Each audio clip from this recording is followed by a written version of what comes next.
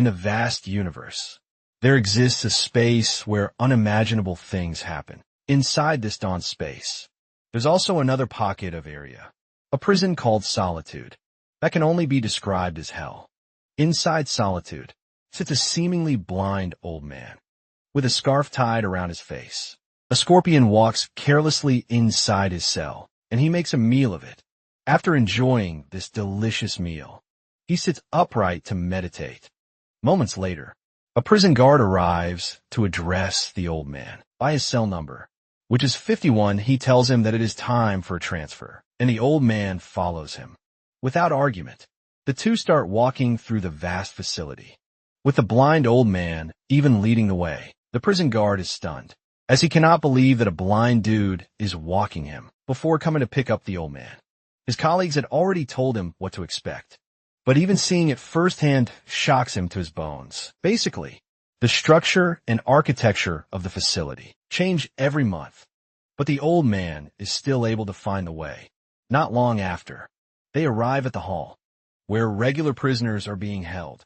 Basically, everyone in the room is considered Class I. Prisoner the old man soon catches the attention of the other prisoners, and as expected, they see him as a small fry whom they can deal with. Apparently, Class 1 prisoners are considered the lowest among the prisoners. The prisoners rank from Class 1 to Class 5 in the prison, and most of them are Class 1, and the best is Class 2. However, the old man notices a strange scent on one of the prisoners, which gets him curious. Not long after this, the transfer portal inside the cell starts, telling the prisoners that it is time to eat. The food finally pops up, and most are disappointed that it is maggot porridge all over again, while some are pleased that they have something to eat. At least two of the prisoners are still arguing about what is what when one of them gets punched in the head by a pig-headed dude who is a Class 2 prisoner. The moment this happens, the rest of the prisoners freeze in fear. Apparently, this is the norm for the Class 2 prisoners, to do whatever they want, and there is nothing anyone can do about it. The pig-headed dude, Tommy and his gang, start munching on the food greedily, without paying attention to the rest of the poor. Prisoners standing at the back is a young boy, who tells his brother that he is starving, while the Class 2 prisoners discuss the taste of the food, trash being served. Suddenly, the old man steps forward, shocking the Class 2 prisoners. They quickly assert their dominance, telling the old man to stay where he is, because there is no food for him. The old man is disappointed, as he lets the Class 2 prisoners know that they are supposed to show a bit of compassion to the elderly, even though they are in a godforsaken prison. One of the Class 2 prisoners makes fun of him, telling him that he can only eat if he is in a circle, and there are no exceptions to this. However, the old man refuses to move, shocking the big dude in front of him, who thinks the old man must have lost his mind. The old man's arrogance pisses the dude off, and he grabs the old man by the neck. He raises him with one arm, while asking how he was able to locate the food without being able to see. The dude is acting all high and mighty, until the old man puts him in his place by turning the tables. Before the dude can even react, he is down on the floor, with blood gushing out of his neck. The old dude walks away from the dying prisoner, making it clear to others that touching his eyes is forbidden. The old man defeating the big dude shocks the prisoners, while on the other hand, the pig-headed dude tells his gang members to bring the old man to him. This is when the old man realizes that things are about to get a bit serious. Meanwhile, one of the prison guards is seen talking to the prison warden about the old man. Apparently, he learned that the old man survived 30 days in the maximum punishment cell, and he asks if the old man killed someone again. The prison warden lets the guard know that they are in a prison where thousands die every day, which will definitely make it foolish for them to punish a prisoner because they killed another prisoner. The guard then becomes even more interested in what the old man did, and the warden tells him the sad reality of the prison, shocking the guard to his bones. While they're discussing this, the old man is busy tearing the Class 2 prisoners apart. The leader screams at the top of his voice, telling his comrades to surround the old man, but they can't overwhelm him. since he has something that appears to be a weapon in his hands. Back in the warden's office, he lets the guard know that the old man once killed over 200 people in one night, showcasing just how insanely dangerous he is, as if the old man is living up to what is being said about him. He decimates the Class 2 prisoners in the room. The warden also tells the guard about the marked numbers on the necks of the prisoners in the order of their arrival. He then asks him if he remembers the old man's number, and this is when it dawns on him that the old man is number 51. This sends a cold chill down the guard's spine, as the warden lets him know that the old man is a celebrity in the prison. To put into perspective, he is the 51st prisoner to enter the prison since its inception, and his name is Argyle Rastos. By the time Argyle is done with the pig-headed dude and his gang, the entire room is filled with shock, while everyone else is panicking and wondering who Argyle is. The young boys seem to know who Argyle is. He stares at the old man in shock, because he can't believe that he has been surviving for the past 64 years. The other prisoners are left in shock and fear, because Argyle tore through the tough prisoners as if they were tissue. Surprisingly, he didn't kill them, but left them in severe pain.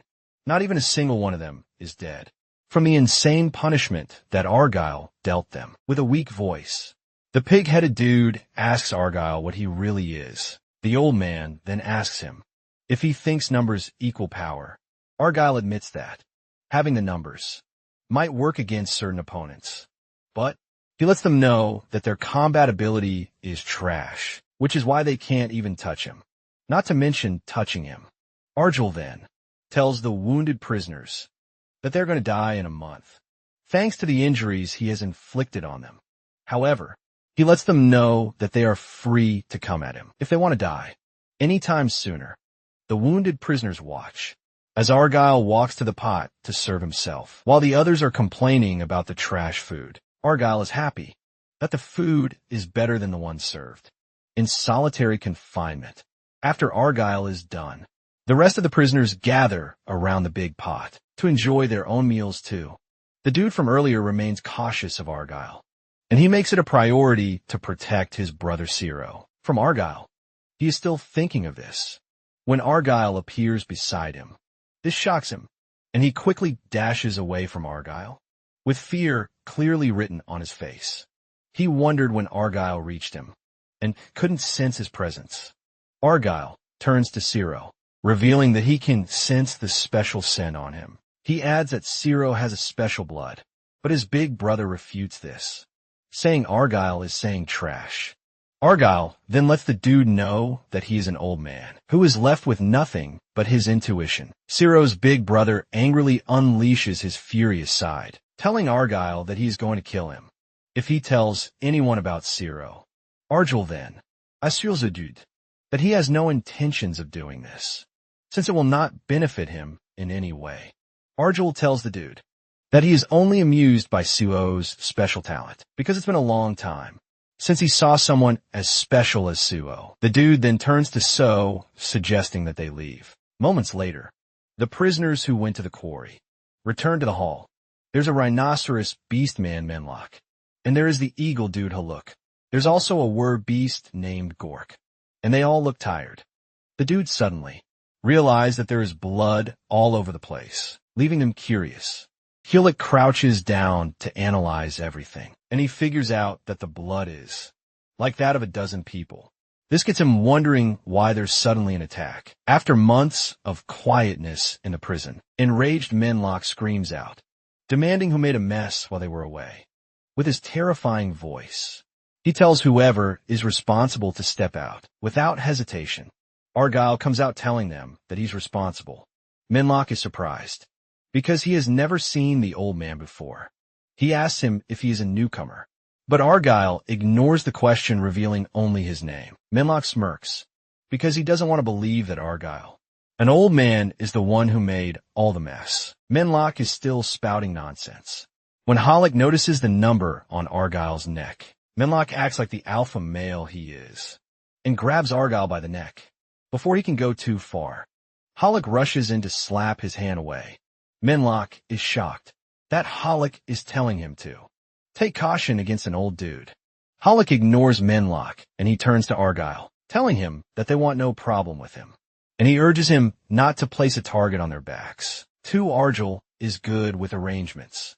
And he assures Hollick that he won't cause them any trouble as long as they stay away from him. Argyle walks away, suggesting that they live a peaceful life. Moments later, the sleep time in the prison comes into effect. Alongside the sleep time is a no-standing system that is always activated. They are all instructed to lie down, with their backs to the floor. When talking about the no-standing rule, it is one of the systems put in place by the prison. The prisoners all wear a gravity resistance device that prevents them from standing during sleep time. However, it is normal for some to resist this, but they are only setting themselves up for a 50 chance of dying to spark. Even though the prisoners don't like it, they have no choice whatsoever but to lie down till the next morning. The prisoners are pissed that the guards and the warden control their entire lives. Suddenly an ugly, weird-looking bug attaches itself to a prisoner's leg, without him knowing this. As darkness envelopes the room, Menlock asks Hollick why he stopped him from hitting Argyle earlier in the day. Hollick then reveals that he saw something scary, and this was Argyle's prison number 51. Menlock is shocked when he hears this, and he doesn't want to believe that it is true. This basically tells him that the old man has been in the facility since the founding days. Menlock agrees with the fact that nothing good comes from involving themselves with someone like Argyle. Menlock is deeply worried, and he asks Hollick if he needs to apologize to Argyle. But Hollick tells him not to worry, since Argyle didn't take offense. In addition, Hollick tells him that there's no way he could have known. Suddenly, some stones come rolling down their path, and when they look up, they almost faint at the sight of zombies rushing towards them. The prisoners start to panic since they can't stand up, thanks to the no-standing system in place. Argyle soon catches wind of this, leaving him to wonder if the bug room opened while he was away in solitary. Just as the zombies close in on him, he forcefully pulls himself up, leaving a sparkling light all around him. Argyle looks really dangerous with an overwhelming aura as he prepares to engage the zombies. Meanwhile, Suru and his brother are surprised to see the horde of zombies, and the brother forces himself to rise. Despite the gravity resistance device pulling him down, he tells Suru to hide behind a rock, and then transforms into a beast. Amidst the crackling electricity from the spark, now in beast mode, Sato's brother rampages through the zombies, tearing them limb from limb. Somewhere else, Menlock and Hollick are also battling the zombies, confused as to why they are attacking. Hollick notes that they keep increasing, no matter how many they take out. Apparently, beastmen can somehow shake off the no-standing system, but the weaker prisoners are sitting ducks and would eventually become zombies. Menlock wonders why. The zombies are not affected by the no-standing rule, and Hollick says the system doesn't activate for the dead. Soon another wave of undead rushes towards the duo, sending shivers down their spine, because if they get surrounded, they're done for. Menlock tells Hollick that he's almost out of juice, due to the system draining his stamina. Hollick tells him to deceive the system by standing with his back to a rock. Suddenly Argyle swoops in like an overpowered MC, tearing the zombies apart in one swoop. Menlock and Hollick are left dumbfounded by the old man's terrifying power. They can't believe he took out the horde that fast, and in a short time. Argyle then checks to make sure that they haven't been bitten by the vampire zombie fleas. Menlock and Hollick plop to the ground, still dumbstruck, asking him why he helped them. Argyle casually says he just wanted to avoid troublesome situations. From his explanation, they both deduce that he did it because beastmen are usually stronger than ordinary prisoners, and if they become zombies, they will only get even stronger, making it troublesome to deal with. Suddenly the word beast. Gork, now a zombie, appears before them, and Menlock is surprised he got bitten. He quickly warns the old man not to take on a zombie or beast. Argyle, however, is not afraid, and is even thrilled, because it has been a while since he fought a were. Beast with one fell swoop. Argyle takes a chop at Zombie Gork's neck, leaving Halleck stunned. Argyle finds the opponent too easy, but he is impressed by his reflexes. However, even though Gork's reflexes are fast, he is no match for Argyle's speed. Halleck notes that the no-standing system doesn't affect Argyle, seeing that he can not only stand, but also move around swiftly, without wasting time. He speedily dodges all Zombie Gork's attacks, leaving Halleck wondering how he can move like that without seeing. Soon the Were-Beast changes its form, as it transforms into a giant Doberman Were-Dog, becoming several times stronger. But Argyle is unfazed and calls it trash, with ease and precision. Argyle closes in and attacks the giant dog. He uses its massive thigh as a foothold and pushes himself upward until he reaches the top of the creature. With one hand, he claws at its head, and with the other, he drives his weapon across its neck. While taking the dog down, Argyle explains that the dog only made itself vulnerable by becoming too big, just from simply observing the fight. Halleck decides that to survive in solitude, one must follow the old man. Argyle notices the dog, still holding up and barely clinging to life, but he leaves it because he heard someone calling for help. Despite Menlock pathetically begging him not to leave them, Argyle rushes off to help Ciro's older brother, who is still having a tough time, terminating the zombies, and watching his younger brother. Suddenly Argyle bursts onto the scene and cuts down the remaining zombies in a fast, clean sweep. The bodies fall before anyone can say jack. When the dust settles, the two of them stare at him in disbelief, leaving him stunned and wondering who he is. The following day, the system wakes the prisoners and announces the morning roll call. Surprisingly, out of 94 prisoners, 80 of them didn't make it and only 14 survived. While the announcement is going on, Argyle props himself on a tall rock and starts meditating. After counting the survivors, the system announces that it will be replenishing the missing personnel. The prison is soon filled with golden lights as new prisoners are teleported in to replace the dead ones. The new prisoners are left, questioning their environment, as everywhere is stinky, covered with blood and corpses, having no energy to haze the new guys. Due to the fatigue from last night's zombie raid, the old prisoners ignore them and decide to rest, as everyone scrambles to their own place to catch some Z. Soon the morning roll call ends without any fun, hazing moments. Meanwhile, Argyle is still meditating with satisfaction because he has eliminated all the infected zombies. Apparently the outbreak was caused by the vampire zombie fleas from earlier. These fleas kill with a single bite. While thinking about it, Argyle suddenly hears something with his super ear, which once again piques his interest. He jumps down from the rock and heads towards a door, leaving everyone curious as to where he was going. They are shocked when they see him pushing a door, preparing to step outside.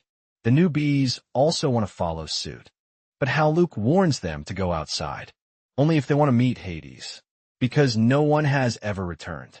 After walking out that door, he tells them that the corridors are filled with the craziest, shadiest creatures ever seen, and these creatures can stamp prisoners out like ants. This thought of unimaginable, shady creatures only piques Argyle's interest.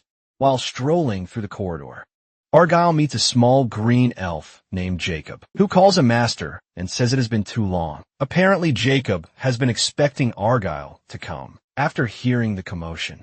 Argyle wonders how he knew to meet him in the corridor, and Jacob reveals that he paid the guards 5 gold coins for the information. He is pissed thinking about the greedy Garhoges, who sold him the information for an exorbitant price. However, Jacob insists it was worth it just to see Argyle again. Argyle immediately sits down, telling Jacob to cut the idle crap and get a business. It turns out that Argyle meets with Jacob monthly to redraw the prison map, as the entire layout shifts on a monthly cycle. After a conversion 2 days ago, Jacob needs a new map. Basically, the conversion periodically changes the prison, making it impossible to memorize all paths. Argyle, however, is the sole exception. capable of retaining the full layout in his mind. Jacob watches in awe as Argyle sketches the map, marveling at his skill. No matter how often he sees it, the process remains incredible. Though Argyle claims he just senses it, Jacob finds it truly phenomenal every time. Moments later, Argyle finishes the map and Jacob thanks him, offering him anything from his magic bag. Argyle asks for proper food, making Jacob laugh at his simplicity. Jacob then produces a platter of delicious meat, which Argyle starts devouring. While he eats, Jacob shares some information, telling him a summoning will occur today in all lower-class cells, listing the monsters expected to appear. Argyle notes that the most troublesome ones will definitely appear. He says the information is valuable, since summonings are irregular and unpredictable. Jacob then asks Argyle if the usual troublemakers, a group of demon-like dudes with skulls, have been causing any problems recently. Argyle replies that things have been quiet and warns Jacob to stay in his lane. Jacob quickly apologizes for being a nosy Parker and bows to him as he tells him to stay safe. After the meeting, Argyle stops at a door labeled merchandise storage, likely linked to Ciro. He reasons the prison warden must have shipped him to this location for a specific reason. Argyle notes that he hasn't been feeling too fly and reminds himself to collect his reward from the warden. Argyle heads back to the cell, and the room erupts as he opens the meat platter Jacob gave him. The prisoners are curious about the smell, and soon they notice Argyle sitting with a feast in front of him. Everyone is stunned to see actual meat instead of the usual maggots. 3 idiots try to take the food by force, but Halleck and Minlock intimidate them, threatening to use their flesh for shawarma. One look at the terrifying Minlock sends them fleeing. Afterward, Argyle studies Halleck, calling him a sparrow. Halleck fires back, insisting he is a golden eagle. Minlock, drooling, asks where the meat came from, and Saru's eyes nearly pop out of their sockets as he stares at the food. Though his brother calls his name to keep him under control, Argyle ignores all their questions and simply invites them to join him. After enjoying the food, they plop to the ground, still reeling from the delicious food. Halleck is the only one who kneels, thanking Argyle for the meal and for saving them during the last zombie raid. Argyle rejects the gratitude, saying that surviving in solitude is nothing to be grateful for. He warns that living in this prison will eventually make them resent being alive. He explains he saved them because he sensed their desperation to live. When he asks if they want to survive solitude, they all agree, until Argyle asks what they will do when survival instincts push them toward ending their own lives. This question leaves them terrified. Argyle tells them this is what life in solitude becomes, then asks if they still want to survive. After a moment, Minlock says he refuses to die in a place like this. Halleck also declares he plans to make it through. Serget's older brother adds that he wants to survive and return home. Sato quickly chimes in, saying he wants to go home too to see his father again. Seeing their determination, Argyle decides he needs allies. With the end approaching, he decides to keep the group and tells them about today's summoning, urging them to prepare. Elsewhere, 2 men are clearing out corpses.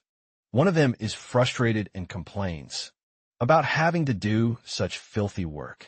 His companion tells him to endure it, because the bodies must be removed, or they will spread disease.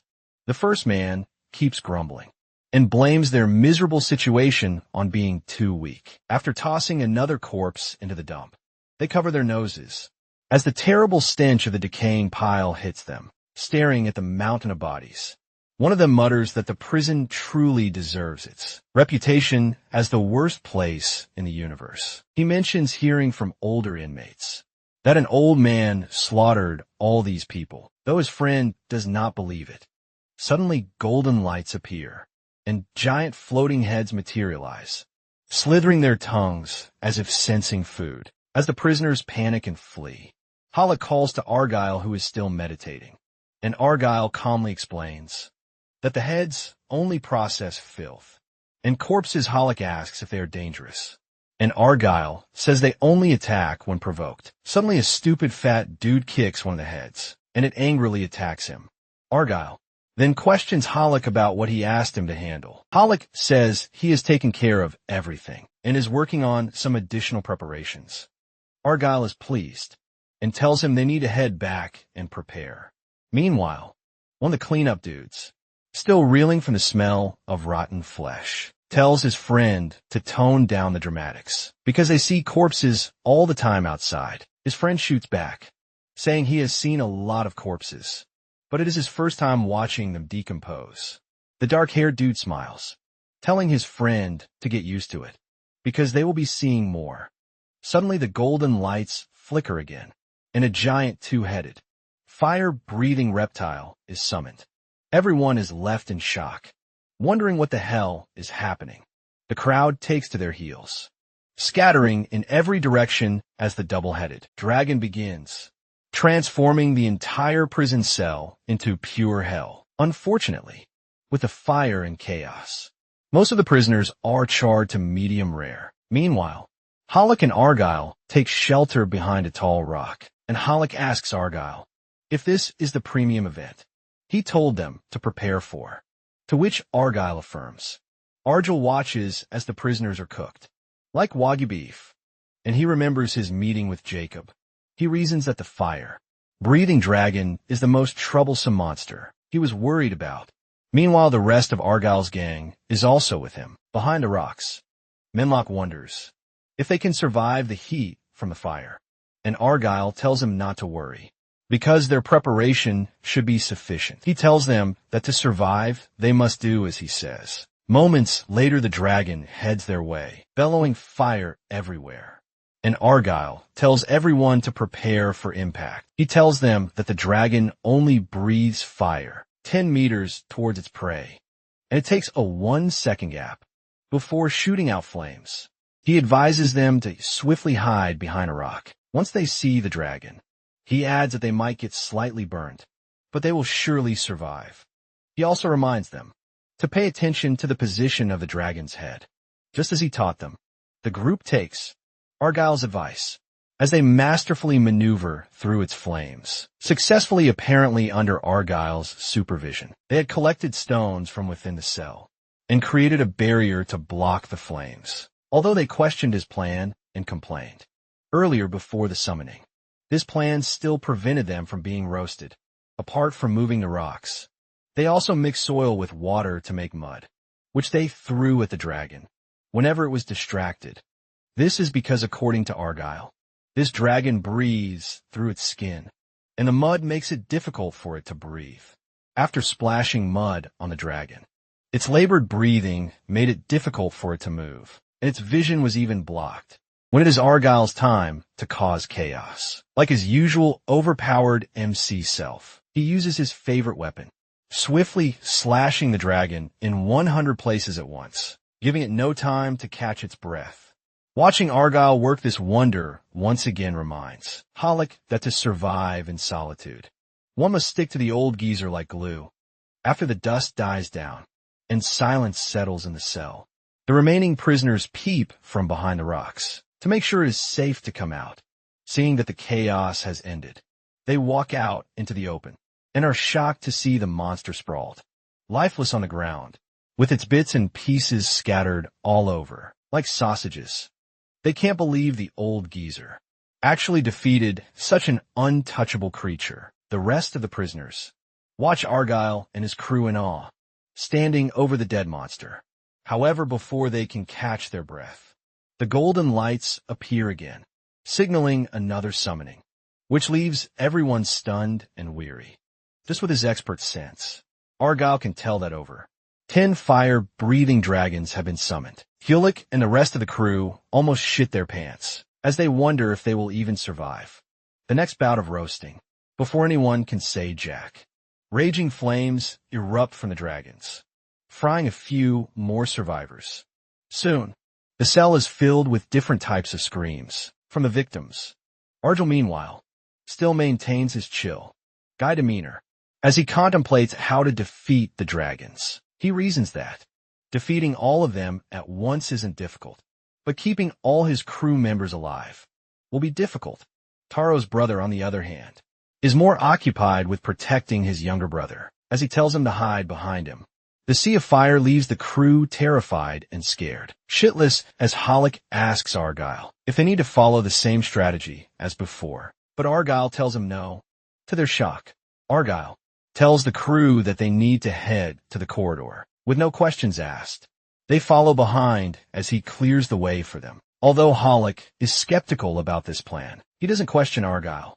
Minlock, however, is terrified and questions Argyle about this risky decision to go into the corridor. Hollick tells him to chill and says, sticking to the old man is their best bet to survive this hell's fury. However, Minlock is such a wimp and keeps hesitating, and ultimately one of the dragons catches up to him. Fortunately, the old man swoops into action and swiftly destroys the dragon, saving Minlock's wimpy arse. Meanwhile, Minlock almost craps his pants and stays frozen in place, still shaking. Argyle pulls him out of the trance by reminding him of his earlier determination, where he said he didn't want to die meaninglessly in solitude. Moments later, he joins the crew as they walk into the corridor, with Argyle behind them like a papa bear, urging them to move quickly. But he soon takes the lead, walking ahead of them. The corridor is hazy, making Hollick complain that he can't see shit. Fear grips him as he finally comes face to face with the notoriously dangerous corridor. Argyle tells them to stay alert, as they might encounter other prisoners, especially Class 3 or Class 4 prisoners, not minding their scared demeanor. He continues to scare them by saying that they might be killed. In the blink of an eye, Hollick offers to take the rear position, since he has good eyesight.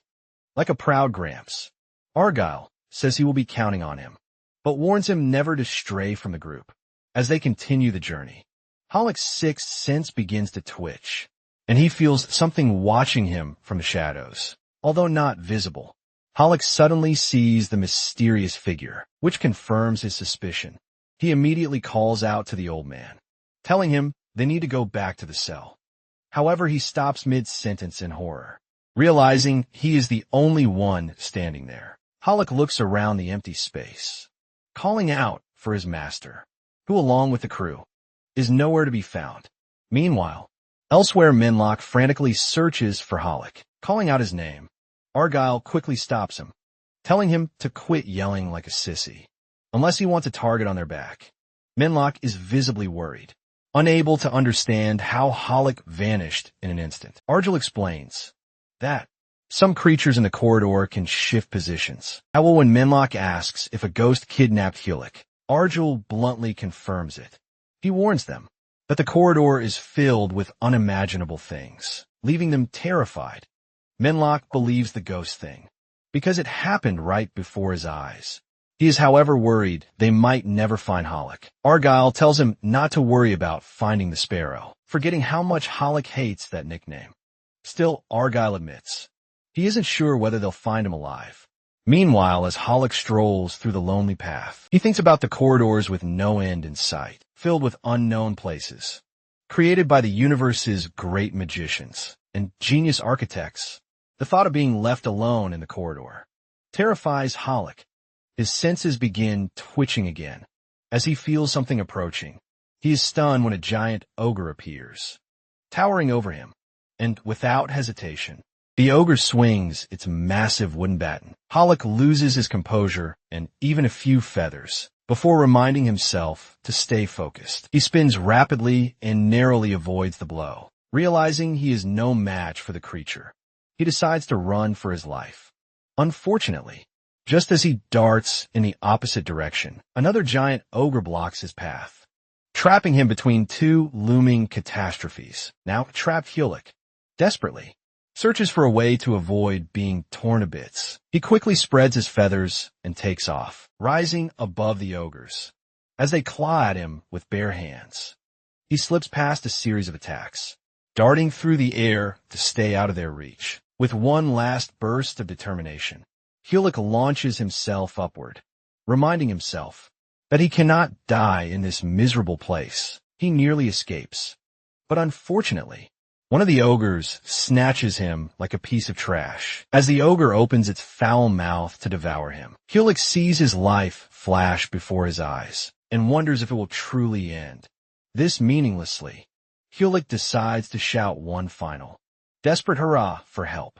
And as if the universe suddenly takes pity on him, a pig-headed guy named Becky comes charging in, out of nowhere, gripping a baseball bat, freeing Kulik from death's disgusting, smelly jaws. The blow sends the giant ogre screaming in pain, like a complete sissy.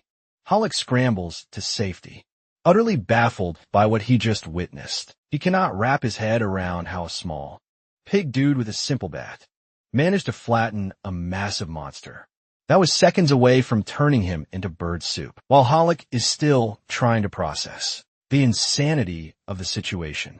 Becky proudly stands over his fallen opponent, chest puffed out, as if he just won a championship match. Without wasting a second, Becky raises his bat again and delivers another powerful swing to the ogre's head, all while narrating like a commentator, hyping up a grand baseball finale. The second ogre also swoops at him, but it is no match for Becky's incredible speed. With one powerful strike, Becky smashes his bat into the creature's face, taking it out.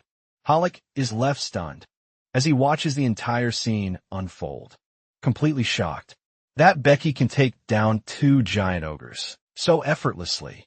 After defeating them both without breaking a sweat, Becky hops around in delight, proudly calling it a double home run. The next thing that happens leaves Kulik in disgust and shock. At the same time, as the tiny pig dude starts gnawing at the ogre's flesh, like brisket, seeing the gruesome gnawing sight makes Kulik realize that Becky is a Class 4 prisoner and way out of Kulik's league. Kulik has no choice but to shamelessly fall on his knees, begging Becky to help him, with his mouth still full, and with a sizable chunk of ogre meat in his hand. Becky stops intently watching Kulik. Kulik remains on the ground, looking quite humble, as he reasons that his life and death are in Becky's hands. For a moment, Becky seems surprised to see him, and asks why he is still lingering. When the game is over, Shame leaves Kulik and flees. As he tells Becky he can't die like meaningless trash, Becky feels offended, and wonders why Kulik is treating him as if he were some deranged killer. He continues speaking, but stops mid-sentence to sniff at Kulik. Suddenly, he angrily flings his precious ogre meat aside, demanding angrily why Kulik smells like the old blind geezer. Becky threatens Kulik to answer immediately, leaving Kulik nearly paralyzed with fear. Realizing Becky is talking about Argel, Kulik tries to speak, but a group of strange prisoners, who seem to know Becky, interrupts. Their frightening appearance makes Kulik break out in sweat. The number on one prisoner's neck shows they are also Class 4, like a papa bear. The giant dude reminds Becky that he should not be roaming alone. A redhead with hair covering her face like Medusa praises Becky for catching an ogre, calling it a divine blessing. Another tall, Frankenstein-like prisoner also commends Becky. The black-haired dude soon notices Kulik. Terrified at the sight of the Class 4 prisoners, Kulik is scared out of his mind, visibly shaken. He recalls Argyle's warning that their cell was, actually, quite safer than the other parts of the prison, even with the zombie situation elsewhere. Argyle and the rest of the crew are still searching for Kulik. Suddenly, Argyle signals everyone a halt, and Minlock asks if he has any update on Kulik. Argyle peers down an opening inviting them to look. Below, they are stunned to see a vicious creature with 6 hands and massive blades in place of wrists. The creature is surrounded by corpses, with more stabbed by its deadly arms. Argyle warns that the monster is powerful and could easily crush a Class 5 prisoner like a melon. He explains that all the creatures in the corridor have names, and this one is called a decapitator. It is named Decapitator because it cuts heads for a living. Argyle emphasizes that there is no safe zone near it and cautions them to be extremely careful. After the lecture, they continue on their way, and Argyle tells them that with their weak abilities, none of them would survive an encounter with Decapitator. Minlock quickly swears never to enter the corridors. Again, Argyle asks if he is afraid, and Minlock replies that It hardly seems like a place for fun walks. Argyle then asks if they should give up on finding Hollick. But Menlock, determined, insists he cannot abandon his friend. Impressed, Argyle agrees they must continue the search. Doubt returns as Menlock asks if they can really find Hollick, and Argyle reassures him they will. Meanwhile, Becky grills Hollick about Argyle. Hollick asks him to calm down, insisting Argyle is just a cellmate. Becky, unconvinced, threatens to pluck Hollick's feather. The giant dude asks what is happening, and Becky explains he caught the old man's scent on Hollick. The revelation sends shivers down their spine. Urak, the Frankenstein-looking prisoner, starts crying for help, saying he must run or he might die. The giant dude chews on a piece of ogre meat and tells Auroch to chill, reminding him that the old man isn't present. He sits to tear off more meat and calls the redhead to eat. The redhead declines, saying he wants to talk with Hollick. The giant dude tells him to keep it brief and adds that he is disappointed. They cannot eat chicken, since Hollick seems connected to the old man. The redhead turns to Hollick and promises not to eat him. Still terrified, Hollick stammers as he responds. The redhead tells him that in solitude, Argyle is the target of many beings, and anyone associated with him inevitably gets targeted. This revelation terrifies Hewlick, and he asks about these beings. She replies that they are monsters, so fearsome that no one can even make eye contact with them. The redhead then casts a spell that heals all Hewlick's wounds and says she recited a prayer to ease his mind. Moments after the spell, she cautions him to stay careful on his way back and turns to leave with Becky and the others. As they depart, Urak, still trembling, mutters that he is glad they didn't run into Argyle. The giant dude tells him to stop being a drama queen, while the redhead mutters a blessing to Hollick before leaving. Left alone, Hollick cautiously continues into the unknown abyss. Suddenly, distant footsteps echo, and he freezes in terror. But to his relief, it is Argyll and the crew. Menlock tells him that they found him thanks to Argyll. So Hollick thanks Argyll and the crew for their rescue. Moments later, Hollick tells them about the class for prisoners he encountered. He tells Argyle about the redhead, a follower of the light constellation. Argyle remarks he might not have been so lucky if it were a follower of the void constellation. Sorrow, intrigued, says he's heard of it before, and his brother explains that the universe has godlike beings in the light and dark void constellations, both filled with fanatics who believe in an afterlife. Even in solitude, prisoners are divided between the factions. Menlock, unconcerned with the talk about gods, is simply relieved that Hollick made it back alive. Argyle remains impressed that Hollick survived, alone in the corridor, and considers training him into a Fong, just as he has done with many others in the past. He reasons that the training takes time, but his main concern is that he doesn't have much time left. After catching up, they continue their journey. But Argyle suddenly senses danger. He tells them to run. But before they can, an explosion erupts behind them. From the rubble, the fierce decapitator emerges. They scramble as it attacks them with its massive blades. Ciro's brother hoists him onto his back, telling him to hold on tight. Shocked, Hollick asks Menlock about the monster, since he wasn't present when Argyle showed them.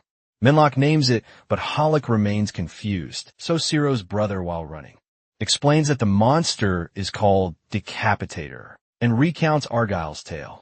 Hollick realizes the ogres he faced were like sewer rats compared to this. Menlock, not understanding what Hollick means, just screams at him to run. Argyle, far ahead, warns them they will be instantly killed if the Decapitator catches them. While running, he tries to figure out how to separate himself from them since the monster is after him. The monster almost pinches Hewlick, who calls out, telling Argyle he is almost out of juice. Argyle spots a narrow passage and tells them to get inside, confident the monster cannot follow. As expected, Decapitator gets stuck at the entrance. The crew relaxes, thinking they've escaped. But Argyle warns this is only the beginning. He instructs Hewlick to lead the group through another exit, while he lures Decapitator away. Hewlick agrees, but before they can move, the monster breaks through. forcing them to race for their lives. Argyle runs in the opposite direction, as the monster gives chase. After escaping Hollick and the others stop to rest, Menlock worries about their safety. But Hollick reassures him. That decapitator went after Argyle. Sarah's brother suggests helping Argyle, but Hollick refuses, insisting Argyle can handle himself, and that they must follow his plan. They all decide to return to the cell, as Argyle instructed. Meanwhile, Argyle is having a heart-to-heart convo with Decapitator. He wonders if Argyle is tired of running, and offers to cut off his leg. Slightly offended by Argyle's refusal to respond, Decapitator teasingly tells him to say his last words. Argyle calmly asks if the monster truly wants to kill him, and Decapitator confirms, insisting it is because Argyle deceived him. Argyle denies this, but Decapitator, like a nerd, states the exact moment down to the second. Argyle supposedly lied. Apparently 4 years ago, Argyle promised to play rock, paper, scissors with him.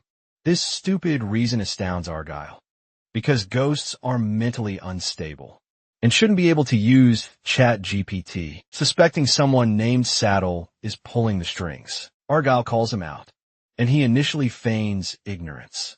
But Argyle cleverly reveals some information to lure him out. This works, and Saddle reveals his presence within the monster. He laughs, impressed that Argyle noticed his work, even without eyes. Argyle humbly pretends he didn't, saying he was only testing the waters. Suddenly, it is revealed that Saddle, a demon worshipper and necromancer, controls Decapitator using magic. Argyle is not surprised, as he proudly reminds Saddle that he belongs to a higher class than him, while bragging about his own greatness. Argyle is suddenly attacked by Decapitator. 5 years ago, Saddle had been a weak, useless nobody, but now he believes he has finally grown strong enough to defeat Argyle. As usual, Argyle casually maneuvers each strike without breaking a sweat. Saddle keeps attacking him using Decapitator, while boasting about his power to command every ghost in the corridor. He's convinced that, no matter how invincible the old man seems, Argyle cannot escape his new digs. He also declares that Argyle is no match for him because he is a Class 5 prisoner. Saddle claims he can already overpower other Class 5 prisoners with ease, and warns Argyle to surrender before it is too late. While the chatterbox boasts proudly, Argyle moves with precision, dodging every strike from Decapitator. He remains completely unfazed by Saddle's new hobby, and reminds him that he has survived in the prison for 60 long years. Saddle shows no interest in Argyle's bragging, foolishly believing he can finish him after just 5 years of experience. As Argyle counters Decapitator's attacks, he calls Saddle a baby and emphasizes that the gap in their experience is vast and impossible for Saddle to understand. Saddle ignores Argyle and questions him, but soon regrets it, as Argyle deals him a fatal blow with his dagger. While slashing Decapitator in a million places, he lectures Saddle, saying he wasted 5 years of training, only to learn baby steps. After lecturing him, Argyle immediately starts slashing the monster, cutting off its limbs like sausages. In a short time, the scene is covered with blood as Argyle easily tears Decapitator apart, proudly asserting his dominance. After defeating the monster, Argyle proudly stands on its corpse-feeling fly. He then notices Saddle's mark, which was controlling the monster on its forehead. He grabs the Decapitator by its expensive Brazilian weave and drives his blade into its skull, breaking the mark. While doing this, he tells Saddle to inform the demon worshippers not to do useless things. Meanwhile, Haluk continues to lead the crew back to the cell. He didn't notice that finding paths in the corridor was extremely difficult because Argyle was leading them. Menlock questions if they are on the right path. He also wonders if the old man was doing fine because he had heard loud noises before, but it was now quiet. Suddenly, Su Rao calls their attention, pointing ahead at Argyle. Argyle casually remarks that they are late. Everyone is surprised to see him and questions how he escaped the monster, while they debate his sudden arrival. Menlock says that nothing surprises him anymore with the old man, Argyle ignores their questions and orders them to enter the cell. He explains that the fire, breathing dragons must have entered the corridors. Suro turns blue in horror at the charred, black corpses inside the cell. The sight disgusts him, and he nearly pukes as his brother checks on him. Argo offers no comfort, but grabs Suro by the shoulder and tells him to get used to it. Since this is the reality of solitude, still terrified, Suro mutters that those who are weak cannot survive here. Argyle disagrees, saying everyone weak or strong can die at any time. His words remind Halleck that countless people arrive daily in solitude and the same number die each day, regardless of class ability or connections. Death comes for all. Halleck reflects on the darkness in solitude and the people who are cold before they can fight back. Menlock expresses his distaste for solitude as they watch the ugly janitors swallowing corpses. Halleck calls it a recycling factory where prisoners are killed, processed, and replaced endlessly. As Menlock and Halleck discuss the daily roll call, the system announces the start of the ritual. Shockingly, out of 690, only 5 remain, meaning only Argyle and his crew survived. Their cell is understaffed, and the system notifies them that they will be transferred. The news leaves everyone stunned, even Argyle. The teleportation begins, and as they are teleported out, Sarah clings to his brother terrified. During the transfer, Argyle warns they might be separated. This information doesn't sit well with them. Ciro's brother is more concerned about Ciro and tells him to cling to him tightly. Argo rambles a bunch of gibberish about release and liberation. After transfer, he advises them to run towards the sea if they ever reach the jungle. Everyone is confused, but before they can ask questions, they're zapped away. Moments later, Argyle finds himself in cell number 398. He feels a little disappointed because he wanted to help the crew develop, but they were all separated. Just then he sees Ciro beside him, frantically searching for his older brother Lucas. Argyle immediately realizes the prison warden arranged this. He resolves to focus only on managing the merchandise, Ciro, and notes that he might soon meet with the warden. Meanwhile, Ciro keeps calling for Lucas, oblivious to his surroundings. Argyle, weary because his time is short, plans to guide him and achieve his goals. Soon Ciro spots Argyle and calls out.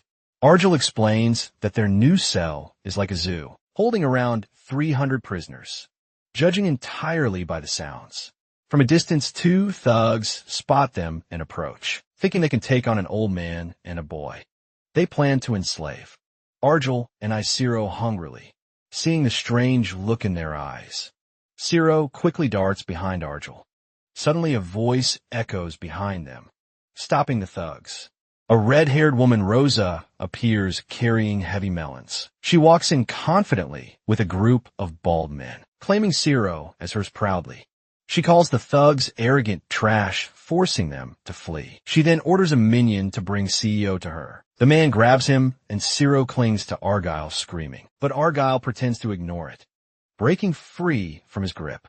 The man is stunned, unable to understand what is happening. Rosa grows annoyed, calling him trash for failing to do his job. Argyle stays chill, wondering if he will finally see Ciro in action. Meanwhile, Ciro continues convulsing, as the man beside him tells Rosa he hasn't done anything to the boy. When the man turns, he finds Ciro standing behind him. Argyle, on the other hand, is thrilled by Ciro's sudden transformation. He is eager to see just how much value the boy truly possesses. The man angrily tries to grab him, but Ciro claws at him and misses. Since he is not supposed to harm a boy, the man tells him to stay still. Ciro continues to slip through his hands until another dude steps in and knocks him out from behind. After knocking Ciro out, he slaps the incompetent first dude. Argyle suddenly steps forward as they grab Ciro. The second dude, feeling smug, tells him to get lost and tries to smack him, but Argyle grabs his wrist and casually slams him to the ground. He also knocks out the incompetent dude, freeing Ciro from his grip. Rosina is impressed with Argyle's skills. Argyle is not too impressed, because even with his awakening, Ciro can't beat a Class 2 prisoner. But Argyle still wants to train him. Rosina notices him spacing out and scolds him for knocking out her minions, whom she calls her children. She pulls out her whip to intimidate him, but Argyle says only the Grim Reaper scares him. Rosna accepts the challenge, vowing to show him real fear. She snaps the whip through the air, promising to tie him up and peel his flesh. Despite her threats, Argyle doesn't move, saying she will soon swallow her words. Suddenly, a giant man named Morgan interrupts them with a cool Avenger pose. Rosna is annoyed by his flashy entrance and claims Argyle is hers, telling Morgan to butt out. Morgan ignores her and warns her to back off, while he is still being nice. But she gives him the middle finger instead. Morgan threatens to start a war if she fights him. Yet Rosna is unfazed and even eager to begin one, with Morgan refusing to back down. Rosina soon finds herself surrounded by his minions, each bearing his mark on their forehead. Realizing she is cornered, Rosina calls Morgan sneaky and decides to retreat. She mutters that their fight would only make someone named Beckham happy. She then walks off with her minions and gives Morgan the middle finger again, promising to get back at him someday.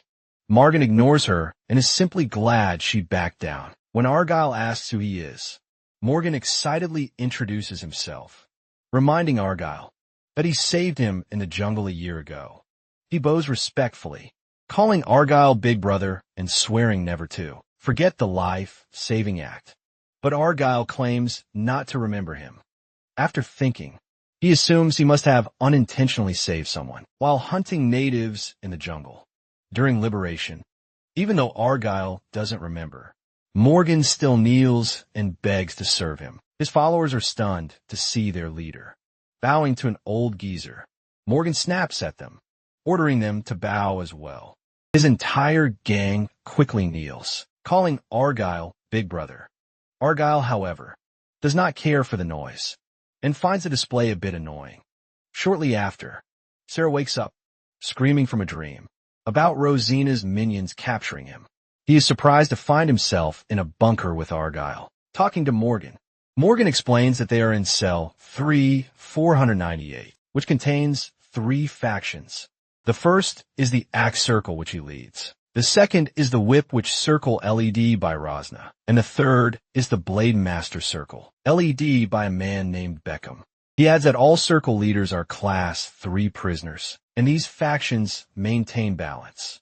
In the cell, Morgan says they are preparing for release, and that each circle is searching near the cell. From his explanation, Argyle learns that Morgan has been in solitude for 3 years, and is impressed that he has adapted so quickly. Morgan credits his progress to Argyle, saving him a year ago. Argyle thanks him for the information and says he wants to rest. Morgan tells him to call if he needs anything, and then offers them food. Ciro is speechless when he sees the disgusting insects. They're meant to eat, but Argyle begins eating without hesitation. Moments later, Ciro asks why Argyle did not help him earlier, and wonders if it was because Argyle saw him as a weak IMP. Argyle realizes Ciro does not remember his op moment, but chooses not to remind him. He simply tells Suo that they would not be together now if he had abandoned him. Suo is stunned and Argyle asks if he is afraid. Suo admits he is, saying he feels useless without his brother Lucas. Argyle tells him he is not weak, and explains that a person's strength or weakness depends on the opponent they face. He says he wants Surao to survive in solitude and offers to help him grow stronger. Argyle adds that to become strong, he must first eat. Ciro questions him, asking why eating matters. Argyle replies that the thing he fears most is hunger, because nothing is more painful than starvation. He warns Ciro to eat the bugs, or he will never become strong. Ciro gathers his resolve, vowing to grow stronger for his brother. Even though the bugs are disgusting, he forces himself to eat them.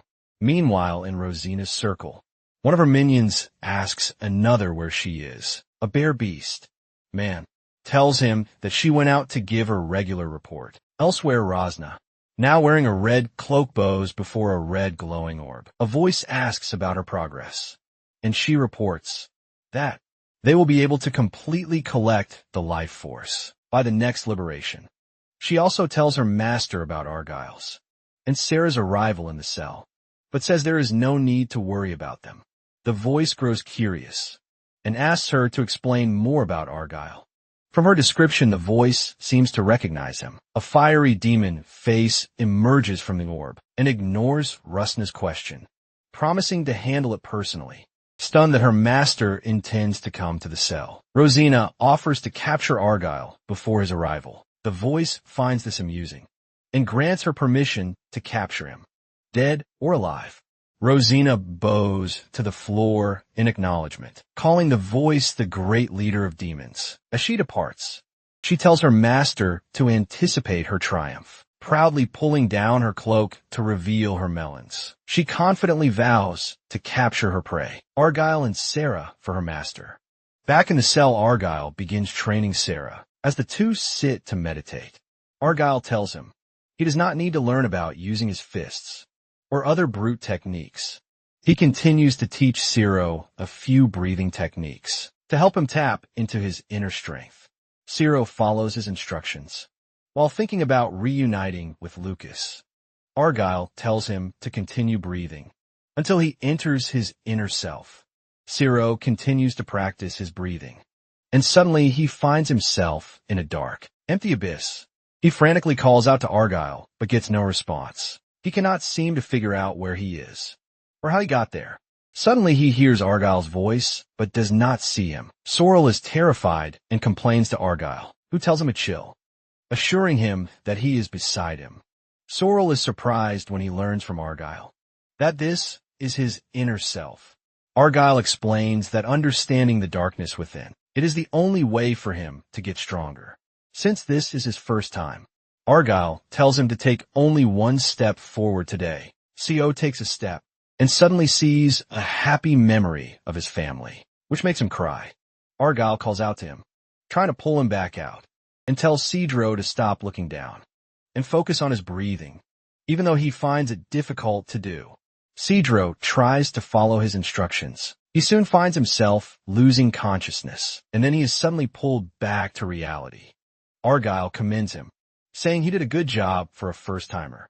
He reminds Surao that his special blood will become his strongest weapon. Surao is stunned when he sees the slight transformation on his hands. After the lecture, Argyle announces mealtime, which Surao is really not looking forward to. Moments later, Morgan gives them grilled monster meat, and Argyle thanks him.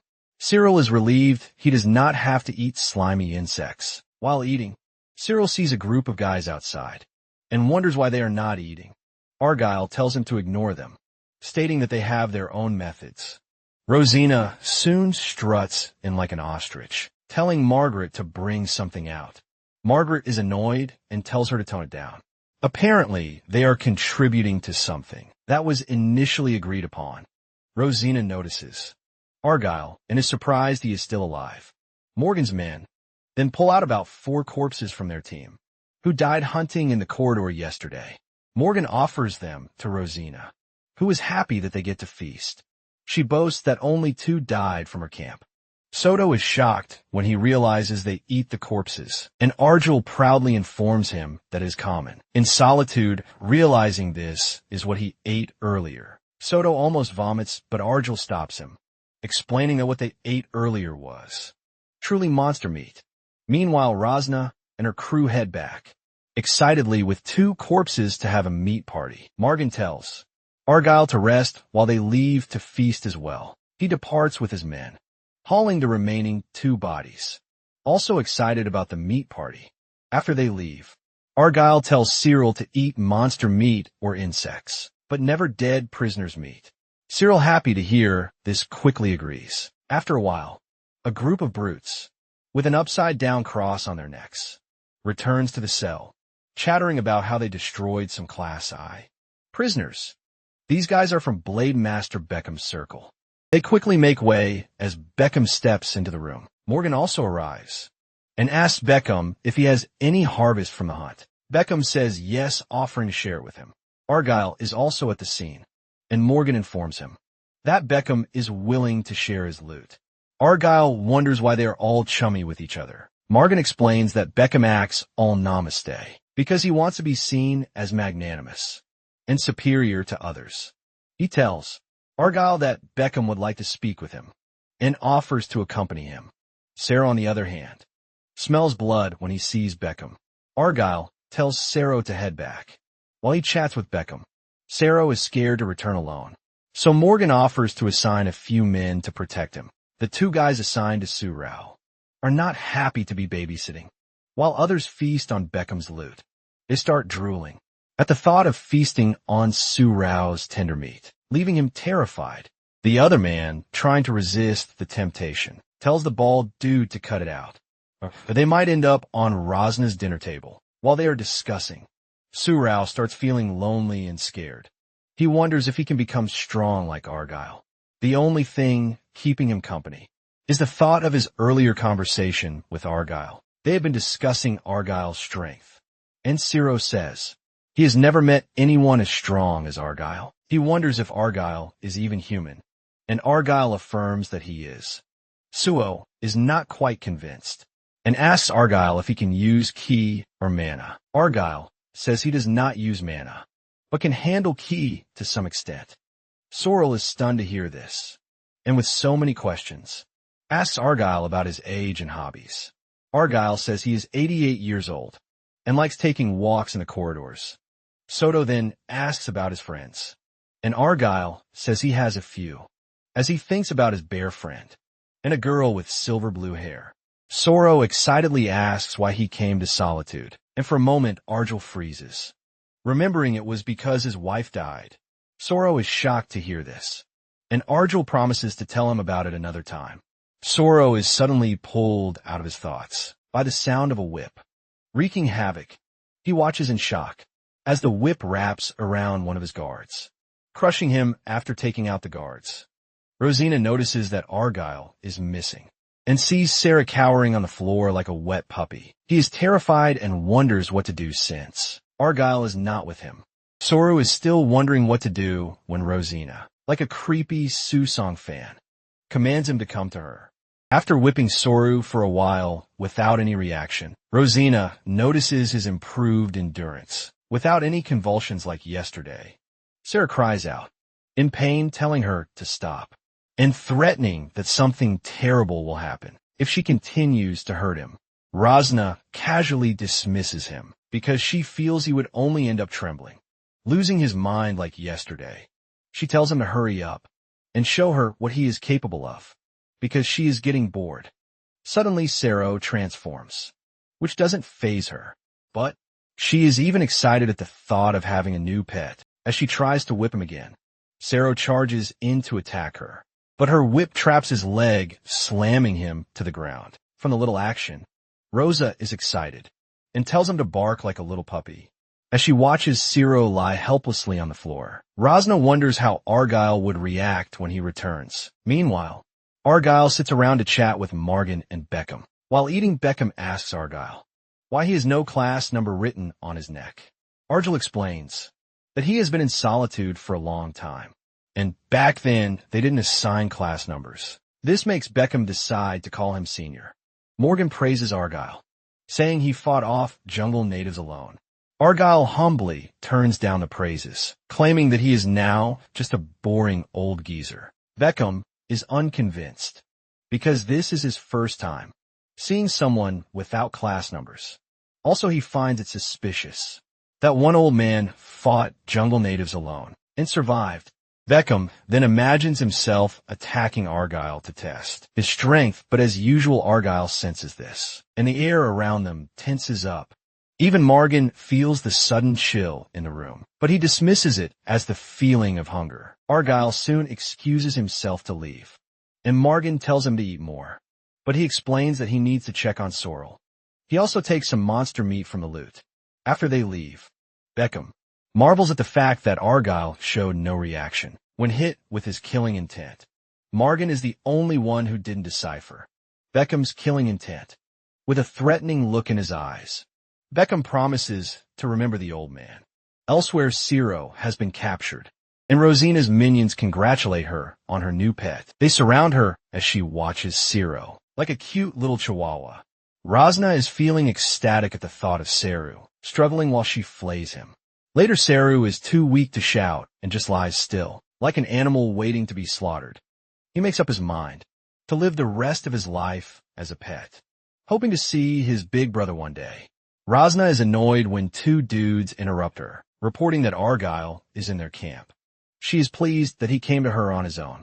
On hearing this news, Zeroth suddenly remembers he has an old man backing him. The minions fearfully announce that Argyle came, with Morgan and his whole crew. Rosna steps out to see them, and Morgan tells her she stepped on the wrong foot. Still feeling smug, she calls him a leech, relying on an old geezer, and then challenges Morgan to fight her. Morgan threatens her not to speak disrespectfully to the old man, but Argyle tells him to chill, and calmly tells Rosna to return Sorrow. Rosna coyly refuses, saying she caught him so the pet is hers. She goes further, to blame him for not protecting the boy properly. She also calls Sorrel a rare, cute jewel, and refuses to part with him. Argyle is irritated by her creepy behavior, and calls her a cougar, but she doesn't hear him. He tells her she is naive and ignorant for taking the child, without knowing his importance. He then threatens that she will surely die for capturing Sorrow. Rosna doesn't believe his hullabaloo, and calls it a bluff. Morgan offers to finish Rosna off, while Argyle rescues the boy, but Argyle casually tells him to back off, and turns to leave, leaving him confused. While heading back, Argyle contemplates rescuing Sarah slowly. Apparently, he is not worried, because they wouldn't be able to kill Sarah. Argyle reasons that the merchandise should be safe, since the prison warden is watching. Suddenly, Argyle senses a presence around him, and he quickly looks around. It turns out to be one of his friends, the silver-haired girl, whom he told Sorrow about earlier. Suddenly, a very pretty, celestial-looking lady named Alice appears, floating in the air and shrouded in baby blue light. He asks her if she spotted him while passing through. Alice tells him she wasn't just passing by. She had sensed the intense atmosphere when he went to demand Su Rao's return, so she decided to stop by. She then asks about his health, and Argyle says he is worried because of the short time given to him. Alice offers to help him clean up the troublesome demon worshipper underlings in the cell, meaning Rosna and her bunch of misfits. However, Argyle declines her help because he fears Ciro might be collateral damage if she gets involved.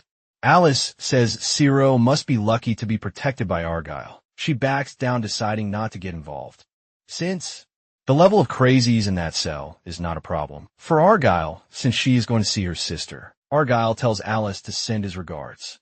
She blushes, saying that her sister would be happy to hear from him. Still floating, Alice hugs Argyle and reminds him to call her if he ever needs help, as she calls him their benefactor.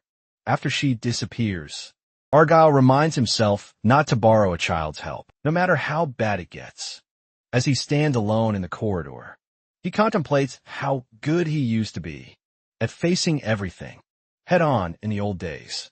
Suddenly, electricity surges from his ankle and wrist device, signaling it was time for the no-standing rule. Throughout the cell, everyone else lies down to sleep except Argyle, who is still covered in electric current.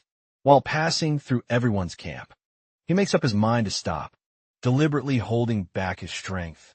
Finally, he ends up in Rosa's circle, and amidst the current, Argyle takes out his dagger, preparing to take a detour. In a dream, Rosa recalls her past, when she was still just an ordinary Class 3 prisoner. Her life was quite pitiful, until she met a terrifying demon lord, and instinctively knew she shouldn't make eye contact with him.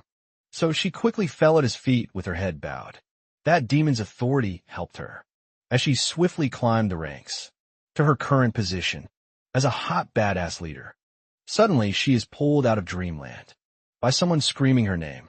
Rosna is annoyed and fires back at the insolent guy for disturbing her sleep, threatening to flay him if his reason wasn't worthwhile. The guy apologizes, sweating all over, as he informs her that most of her minions have been killed, and he found out when he woke up this morning. She finds it unbelievable, because everyone sleeps at the same time, due to the no-standing rule. She quickly heads out with a few remaining guys to check it out. Rosna is shocked when she sees the sight of her guys, lying in a pool of their own blood. And out of 80 people in her camp, 40 died.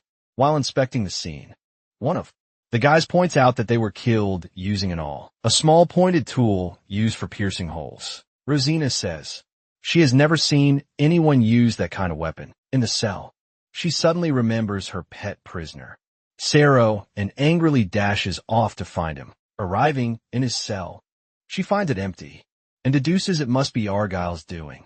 Feeling quite confident, she calls on the rest of her crew, telling them that it is time to hunt. Meanwhile, back in their cell, Sero wakes up, and after gulping down a bottle of water, he is surprised to see Argyle. Argyle checks on him, and Sero thanks him for saving his life. Again, he explains that this experience has made him want to become stronger, so he can protect himself. Sero then pleads with Argyle to help him bulk up. Morgan soon interrupts them, and is surprised to see Sero back already. Argyle informs him that he brought him back, and asks if Beckham will be at the morning roll call. He explains that he wants the three of them to discuss something, which piques Morgan's interest. Outside, Rosna storms in with her minions and stands opposite, facing Argyle, Beckham, Morgan, and their respective teams. While Argyle is having a private conversation with Morgan and Beckham, Rosna calls out challenging Argyle to face her. Morgan warns her to stop asking for trouble, but she tells him to butt out. She angrily asks Argyle if he took out her crew and stole her pet puppy. She hounds him for an answer, threatening to have him for dinner. Argyle ignores her, calmly calling her a mosquito, which annoys her. Rosa pretends not to hear him, so Argyle loudly repeats himself, calling her a gong, leaving Rosa fuming with anger. However, they all ignore her and return to their conversation. As Argyle asks the two their thoughts on his proposal, Rosina asks about the proposal, but they act like she doesn't exist. Morgan agrees to it, and Beckham also agrees, saying it was worth it, even though there might be casualties.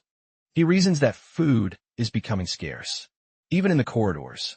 After hearing from them, Argyle turns to tell Rosna about his proposal. He explains that they want to hold a feast, using her dead 40 subordinates, and then capture the remaining 60 and her team alive. Rosna is scared shitless after hearing his proposal and realizes she was in soup because the power balance in the cell has collapsed. Apparently, each of the three factions has 100 people in it, and this was done to maintain balance in the cell. However, because of the dead 40 from her camp, Rosna was now the sitting duck. With Morgan and Beckham still having 100 people, she doesn't stand a chance against them if they join forces. The thought of this power gap terrifies Rosna, and soon her worst fear begins, as the other two unite against her in a bloody battle. Watching them rush towards her crew scares Rosna, and she comes face to face with her demons. She freezes, not knowing how to win against them. Argyle stands in the middle, observing the bloodbath in the cell. From all the clashing, Morgan and Beckham's crew completely overpowers Rosina's team, annihilating them like sheep. The bloody battle continues, and Rosna is soon drawn into it, as she fiercely fights for her life. Unfortunately, it is not enough, and soon she is surrounded by a horde of opponents, who skewer her multiple times. Just like that, Rosna reaches the end of her rope and perishes. After watching her downfall from afar, Argyle silently reminds her about the promise of her death. Earlier, when he asked her to return Sarah, Argyle leaves the cell amidst the fighting and heads to Rosna's rendezvous point with her master. There he finds the glowing orb and realizes it is a life force orb. He grabs it, knowing she has been using it to collect life force from a cell. Argyle then sucks the energy out of the orb into his own body. He is soon covered in the red aura contained in the orb. Argyle contemplates his meeting with the warden and says that handling troublesome things like these would surely delay his meeting. As he stares at the orb, Argyle calls out to the powerful dude behind the orb, named Darius. He knows Darius is listening, and he was the one who sent Saddle, who was linked to decapitate her. He boasts about messing with Saddle's link, and hopes he hasn't turned into a loony because of it. Argyle finally warns Darkus to stop pursuing him, or he will make him regret it. On the other side, Darkest is also watching Argyle from another orb and calls him Chatterbox. Feeling smug, he asks if Argyle is scared of him. Argyle boldly says he doesn't fear trash like him. He then crushes the orb, and as he does, he warns Darkest just like he warned Rosna, saying he will die if he continues to chase him. After the stern warning, Argyle finally crushes the orb into tiny bits. A while later in cell number 6, 879 Vampire King Endurus, a Class 8 prisoner, sits in his cell, enjoying a moment of calm, while savoring a cup of premium Cabernet Sauvignon. Hemoglobin, Darkest, demon worshipper, Legion commander and fellow Class 8 prisoner, pushes his way inside without warning, shattering his quiet moment. Endurus is irritated and threatens to turn him into a premium vintage wine. Darkest ignores the hostility and announces that he has something important to propose. Endurus grows more displeased and calls him a foolish oaf. But Darkest brushes past the insult and claims the proposal benefits Endurus as well, since they both serve the Void constellation. He gets down to business, asking Endurus for assistance in capturing Argyle. Darkness explains that his favorite disciple has been ruined by Argyle, so he wants revenge, knowing that Darkness is not exactly Mr. Nice Guy either, and will eventually devour his disciples. Endurus immediately rejects his request. He warns Darkest that Argyle is a ticking time bomb, far too dangerous to control, and advises him to give up. His refusal enrages Darkest, who fumes, even tearing the cloth stitch to his mouth. Darkest warns Endurus that he will regret his choice, and roars that he will capture Argyle alone. Endurus ignores the outburst and merely wishes him luck. After Darkness storms out, Endurus mutters that he is an ignorant brat before returning to his drink. Pondering how no one could actually capture Argyle, he knows that any prisoner who has successfully climbed to a higher position keeps their ears to the ground and inevitably learns how terrifying the old man is. Although many prisoners have tried to capture him, no one understands why he has survived for decades in a shithole like Solitude, even though he is human.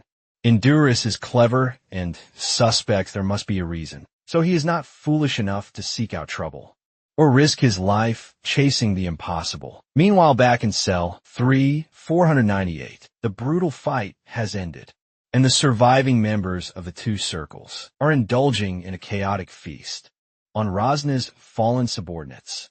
According to one of Beckham's men, he told them they could eat until they could not possibly eat anymore. During the battle, each of the two opposing circles lost 20 members, while Rosna's group suffered 30 casualties, including Rosna herself. Her body is not spared, as Morgan tears it apart like filet mignon while drinking raw plasma. A subordinate reports to Beckham that the rest of Rosen's team has been captured and secured as they continue to feast. Morgan expresses gratitude to Argyle for helping eliminate the arrogant Rosina. Argyle finds it revolting to watch Beckham drink blood like water, but Beckham insists it becomes enjoyable once one gets used to it. Noticing that Argyle is not eating, they ask, and he simply says he has no appetite. Beckham admires Argyle's skill at planning and executing bold schemes. Impressed by his audacity, he invites Argyle to join his circle, explaining that he wants to unite the lower-class prisoners so that they can easily overpower the mid-class prisoners during the upcoming release. Argyle immediately refuses, claiming he is too old for games of power, but he offers to provide support from the sidelines. Margaret also tries to invite him to join his own circle, but Argyle shuts him down without hesitation. Rising to leave, he tells them that he has a child to babysit, which leaves both Beckham and Morgan stunned and momentarily speechless. 6 days later, while preparing to enter his inner self, Ciro asks Argyle why he must walk through it. Argyle explains that it is important to know what his heart truly desires, so he can decide how to proceed. Once again, they begin the exercise, and Ciro finds himself in darkness. He hears Argyle's voice, telling him to walk forward continuously, since it was his 8th time entering his inner self. Today, Although he does not understand why they must do this, Cyril agrees. All he wants is for the old man to teach him a fight. But Argyle has only been training his inner cultivation through the walk in his inner self.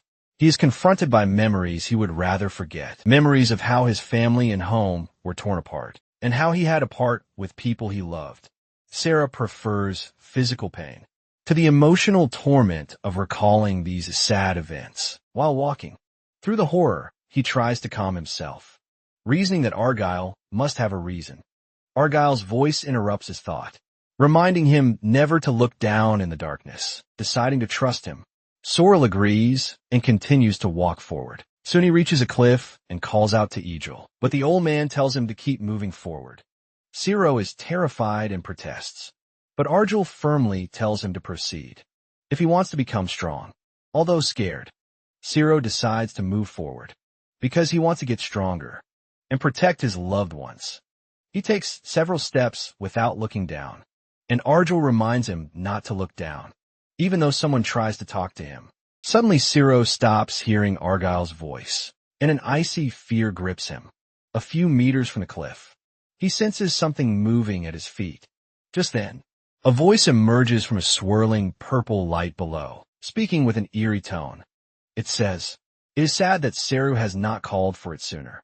Confused and hesitant, Seru refuses to respond, but the voice continues relentlessly, claiming its people have suffered, and insisting that Seru is responsible, blaming him for selfishness and the death that followed. Moments later, a three-eyed monster slowly rises from the light beneath him, towering and horrifying. Ciro suddenly cannot breathe and cries out in pain, begging it to stop. Summoning courage, he finally looks at the monster. The creature, having lured him into looking down, lunges to devour him. Crisette freezes, certain he is finished, when suddenly a strong hand grabs him, yanking him out of harm's way just in time. Back in reality, Crisette takes a deep breath as he calms down from the terrifying ordeal. Shortly after, Argyle praises him for confronting the darkness within. Ciro notices his body has grown bigger. Seeing this, Argyle decides it is time to fulfill Ciro's heart's desire and challenges him to a fight to teach him how to use his fist. Before Ciro can question him, Argyle attacks him, and Ciro dodges it. Soto is thrilled that he actually managed to dodge the old man's strike, but his excitement doesn't last, as Argyle's fist slams into his face, followed immediately by another, knocking the wind out of him. Gritting his teeth, Soto transforms and counters with a swift attack. Argyle only smirks, telling him that if he wants real strength, he must learn to trust his wild instincts. With a heavy blow, Argyle drives Ciro into the ground, remarking that his power is impressive, but his movements are still far too clumsy. Ciro continues to fight with determination, yet despite his effort, not a single one of his strikes manages to hit Argyle. Argyle advises him to stop overthinking every movement and to trust his instincts. Instead, taking the advice, Sora shifts his mindset, and gradually, his attacks grow sharper and more focused. Argyle notices the change almost immediately and commends him. He notices that Seru's strikes were no longer focused on one part. Instead, they're spread out, targeting vulnerable points across Argyle's body, even his fingers.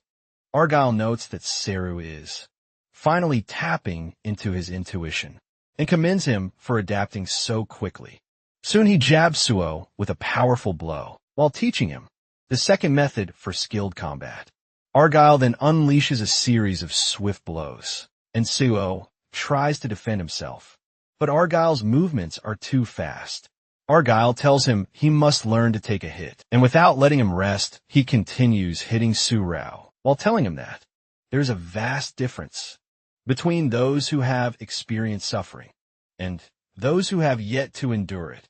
The relentless barrage of attacks continues, each strike heavier than the last, until finally Surao is knocked unconscious. Watching him sprawled on the floor, Argo wonders if he's gone too far. So, he decides to leave the third lesson for another day. While checking him, Argo marvels at the fact that Soro has grown bigger during his combat experience. and the boy's talent exceeds his expectations. Watching the unconscious Sora, Argyle wonders how much he would grow, and says he is looking forward to it. While he sleeps, Sora dreams about his happy childhood, with his mom and dad. In one of the dreams, he feels lonely watching his father favor his older brother. Sato tells himself that his father didn't love him and cruelly abandoned him in solitude, apparently even with his daddy issues. Seo starts crying because he still wants to see his father, no matter what. He wakes up from a dream with tears in his eyes. Argyle notices that his recovery is fast because he is a werewolf. Noticing his strange surroundings, Seo asks Argyle about it, and he tells him they are on the rooftop of a building, inside the cell. He tells Sero to focus his sight and check out some prisoners in the distance.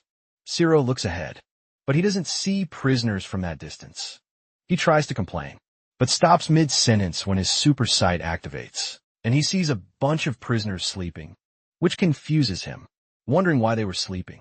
He asks Argyle about it.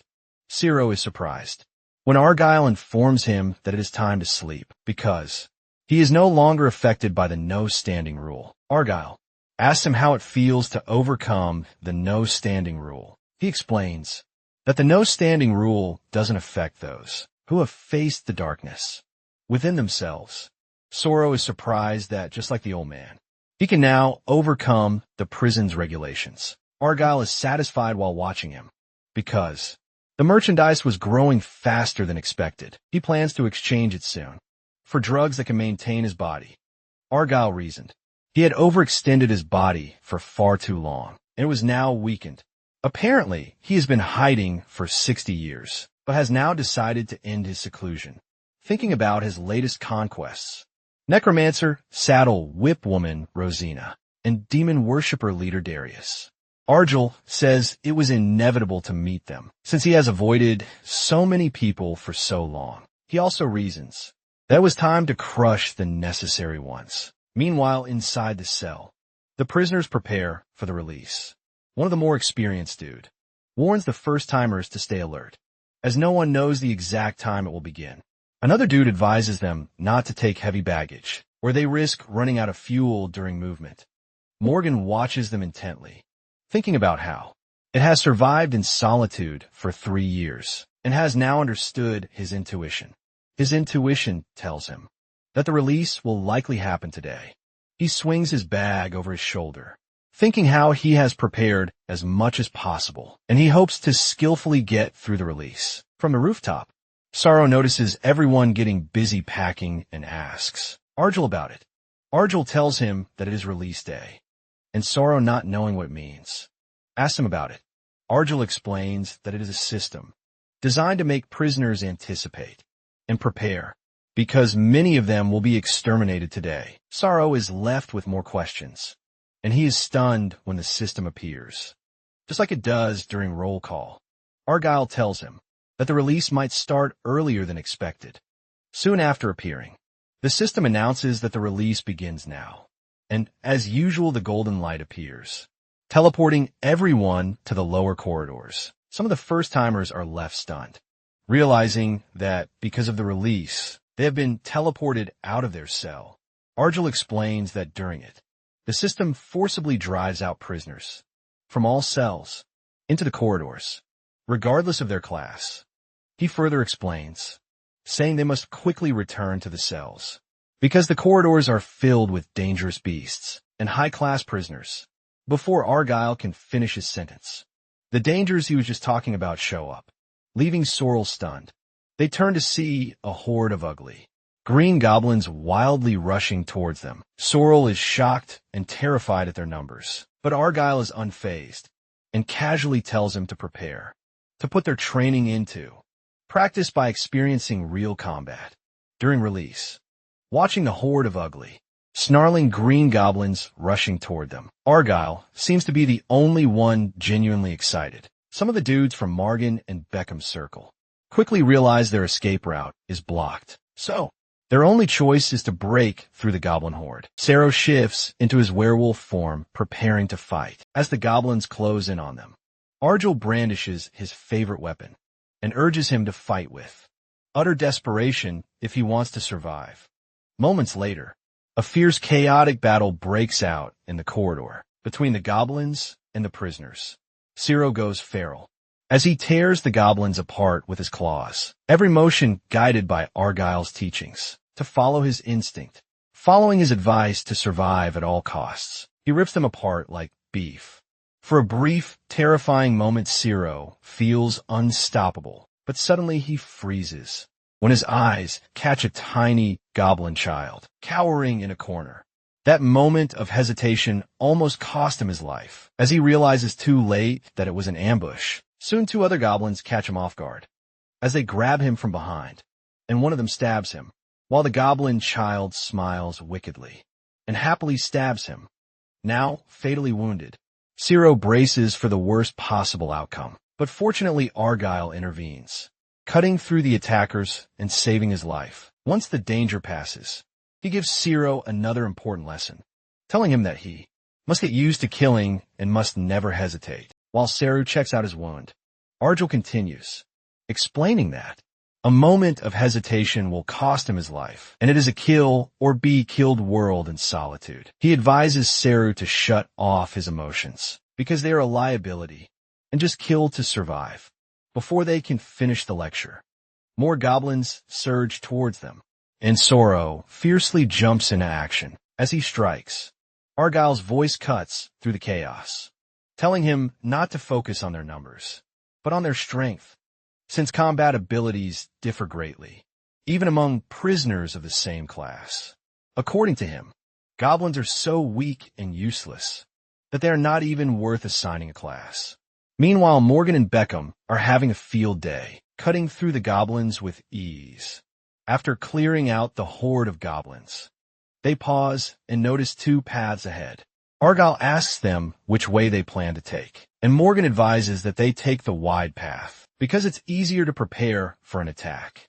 However, Beckham disagrees, citing that a wider path means more monsters can appear, but the narrow path might help them avoid the bigger troubles. Morgan argues with him, explaining that strong monsters guard narrow places. Argyle quietly watches them as they continue to bicker about who is more experienced with corridor business. Argyle quietly says both of them are wrong, and he tells Surao to follow him when he runs. At first, Surao is confused and has no time to process the request as Argyle dashes forward. Without hesitating, Surao follows closely behind him. Moments later, Morgan and Beckham stop arguing as they notice that Argyle is long gone.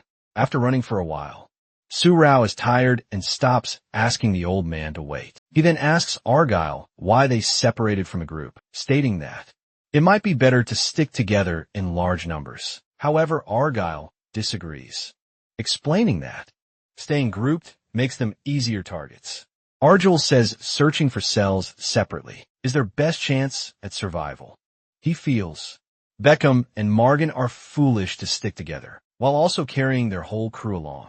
He explains that their sudden kinship is quite strange. Sorrel also finds it strange, because Beckham and Morgan were previously at each other's throats. Argyll explains that he didn't see fear in their faces, which is an emotion one must never forget in solitude. Surao also finds it sus, and asks if something is behind their attitude, but Argyll doesn't know either. Suddenly they hear footsteps as Beckham and his crew catch up with them. Beckham looks eerily serene as he stares at them, asking why they left abruptly. Argyle asks him about Morgan, and he responds, saying they had to separate, since they couldn't see eye to eye. He then invites Argyle and Sarah to join him and head back to the cell. Argyle is fed up with his suspicious attitude and tells him to drop the terrible acting. He explains that he already saw through Beckham's true identity the first time they sat down to eat together, especially because of how easily he drank blood earlier. Argyle asks him if he serves Vampire King and Doris, and Beckham grins wickedly, finally showing his fangs, and asks Argyle to quietly follow him. Apparently, Endora told Beckham to escort Argyle respectfully. However, Argyle bluntly refuses, saying Endora's can come to him directly if he wants a meet. Beckham flashes his fangs as he grins wickedly, calling Argyle an insolent old geezer, refusing to be disrespected. Beckham confidently draws his sword and threatens to end him, smugly boasting that he wouldn't mind breaking a few of his bones. Sorrow is also shocked when he sees Beckham and his goons transform into terrifying vampires. He then recalls that this is why he smelled blood when he first met Beckham, because he was actually a vampire in disguise. As the vampires prepare to attack, Sarah also transforms into his werewolf form. Beckham is surprised by the transformation, realizing that is why Argyle kept the kid close. However, this doesn't faze him, and he refuses to back down. Argyle asks him if Sarah looks like an ordinary werewolf. Apparently, Ciro's brother Lucas is a werewolf, but Ciro is a pure breed lycanthrope and is different from the usual werewolf because of his special blood. While Argyle is giving them the basics, Ciro goes through another transformation. Watching his terrifying growth, Argyle is amazed by his talent and the speed of his growth, even without stimulation.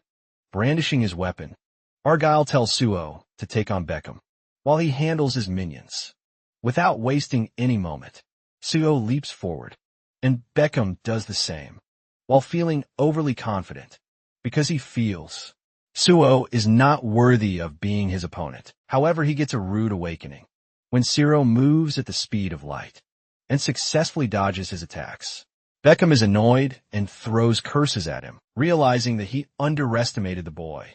Argyle, meanwhile, easily cuts through the dumb minions. To distract them, he slashes his hands and sprinkles the blood in the air, like moths to a flame. The dumb fools are distracted by the smell of blood, and like a pack of hungry lions, they rush towards it to taste the sweet blood, even pushing each other, seeing that they fell for his trap. Argyle wastes no time and completely exterminates them, while Beckham watches them in regret. Beckham goes back to his fight with Sorrow, but the fragrance of Argyle's blood is too strong. He reasons that it must be why their leader wanted to capture him. Beckham is excited by the smell and vows to take some of it for himself. After handling Ciro, he grows impatient and lunges towards Seru with his blade. And after a while, Beckham is excited as he successfully lands a hit on his arm. But to his shock, Seru's arm starts reattaching itself, leaving Beckham questioning his life choices. Seru is pissed and forcefully punches him, but Beckham isn't surprised. He continues to be smug, talking shit, but to his utter horror, Argyle takes him out from behind. Beckham can't believe it, as his life flashes before his eyes.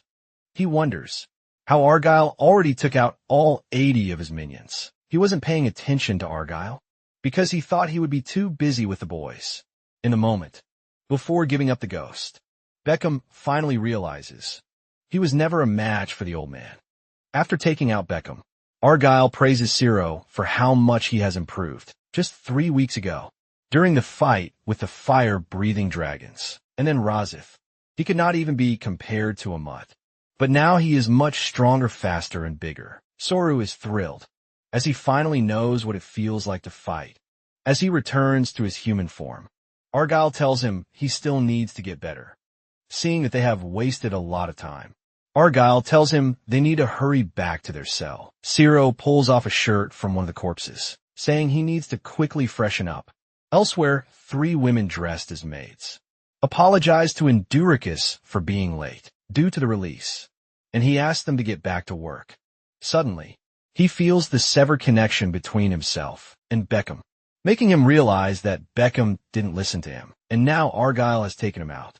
Enduricus regrets not being able to communicate with telepathy due to the ongoing release. He vows to be more mindful of etiquette when it comes to our goal, and he looks forward to having tea. Meanwhile, far away in another corridor, 3 cloaked figures pant wildly. After taking out a giant ogre, they take off their cloaks, revealing Hulick, Minlock, and Lucas, Ciro's brother, all Class 2 prisoners. Minlock suggests they grill some ogre meat, and Lucas agrees with him. He suggests eating some and wrapping a little for their journey, since returning to the cell is their top priority. Moments later, they finish eating and pack up to leave. While leaving, Lucas worries about Su Rao and hopes he is with Argyle, with determination. He vows to stay alive and meet up with his brother. Meanwhile, Su Rao is seen fighting off a couple of prisoners. He asks Argyle who they are, and wonders why they've been attacking relentlessly. Argyle explains that they are black magic users from the Demon Worshippers organization, and they are after him. Co asks why, and Argyle says he had a falling out with their boss. After returning to his human form, Argyle tells him they need to hurry back before they run into darkness, because he commands hundreds of mid-class prisoners, which could be troublesome for them to handle. As they turn to leave, Argyle and Cyril feel some unpleasant presence ahead of them. Argyle informs him that it is a ghost named Goose. Soon a gory-looking giant drooling all over appears in front of them. Argyle tells Cyril to fight it, but Cyril is scared and finds it too intimidating. Argyle assure him that it shouldn't be a problem for him, even though Goose is strong. Still feeling unsure, Cyril transforms and dashes forward, choosing to believe Argyle's word. Cyril is stunned when he easily slams his fist into the monster's face, and this gives him hope that he can win. But the monster counters and strikes him back. The power of the punch stuns Cyril as he crashes to the ground. Argyle quietly watches them, thinking that one of the reasons prisoners die in the corridors when encountering ghosts. He lacks the innate ability to ultimately defeat the monster. Cyril helplessly sits on the ground, looking utterly defeated. Suddenly blue lights fill the room, and icicles appear out of thin air, signaling another presence. As the monster lunges for Argyle, he orders the person to strike, revealing his friend Alice, as she uses her ice ability to freeze the monster. This is the kind of inherent ability Argyle was talking about. After freezing Goose, Alice asks Argyle about his time during release, and he says there were some troublesome vermin, but he handled them. He asks about her sister, and she informs him that she conveyed his regards to her. Alice also informs him that her sister was quite pleased to hear from him. Without even lifting a finger, Alice splices the frozen monster into two from the corner. Sarah watches in surprise, wondering who she is and how she defeated the ghost in one hit. He also wonders how she created ice out of thin air, and notes that she seems close to Argyle. After returning to normal, Cyril thanks her for saving him, but Alice ignores him, asking Argyle to help her find her cell. She walks away holding Argyle, as Cyril is left behind feeling left out, and it makes him wonder if she doesn't like him. Somewhere else, a Class 5 demon worshipper and black magic swordsman, Silverin, is in one of the corridors, searching for something with her steel-faced minions. She is frustrated and complains about her dumb partner, Saddle, and soon hits him in the face, calling him trash. She asks about his severed link from Decapitator, caused by Argyle. Silverin also tells him he should have just self-destructed instead of going insane. She wants to get rid of him, but can't since she was paired with him on Darkness. So she decides to look forward to her reward. After succeeding, suddenly she freezes, realizing that a large number of her Link subordinates have just been wiped out. She had told them to send a signal if they ran into the old man, but the moment they did, the link was severed because they were killed. Silverin is excited that she has finally found Argyle and beckons to her team to follow her. She tells them to hurry, not wanting someone else to steal her thunder, as she plans to take him down first.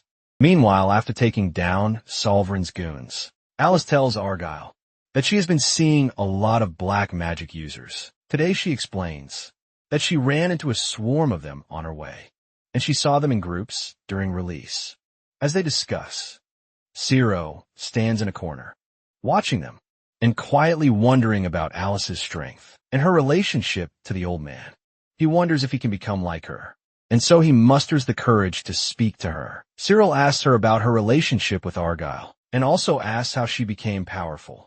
Alice turns to stare at his anxious gaze, and wonders if it is rivalry brewing out of jealousy because of the old man's attention. She also notes that she was once just like him, pining for Argyle's attention. However, She has come to learn that he treats everyone the same. Alice then answers Soro, saying she met Argyle 7 years ago when she came to Solitude with her sister. They were falsely accused of terminating their parents just when they were about to give up, due to the harsh reality of solitude. Argyle, like a knight in shining armor, saved them and helped them go to the arena. Sorrel is curious about the arena, but Alice ignores his question. She stops talking and, sensing danger, calls out to Argyle, who quickly understands what she means. Sorrow soon figures it out by himself, as he is hit by a similar feeling that he had sensed from a monster goose. Moments later, Silverin and her goons come face to face with them. She orders her backup to capture Argyle, and they immediately get into action with their black magic. Alice tells Argyle to sit back and relax, insisting that she will handle them herself because she wants to show him how much she has grown. The black magic users launch a burst of magic flame at her, but Alice meets it calmly, countering with a single, precise blast that scatters them all. Argyle is impressed as he watches his protege, moving with so much power and control. He marvels at how time passed so quickly, because it doesn't feel that long ago when he first met the two sisters, crying and clinging to each other for comfort without even breaking a sweat.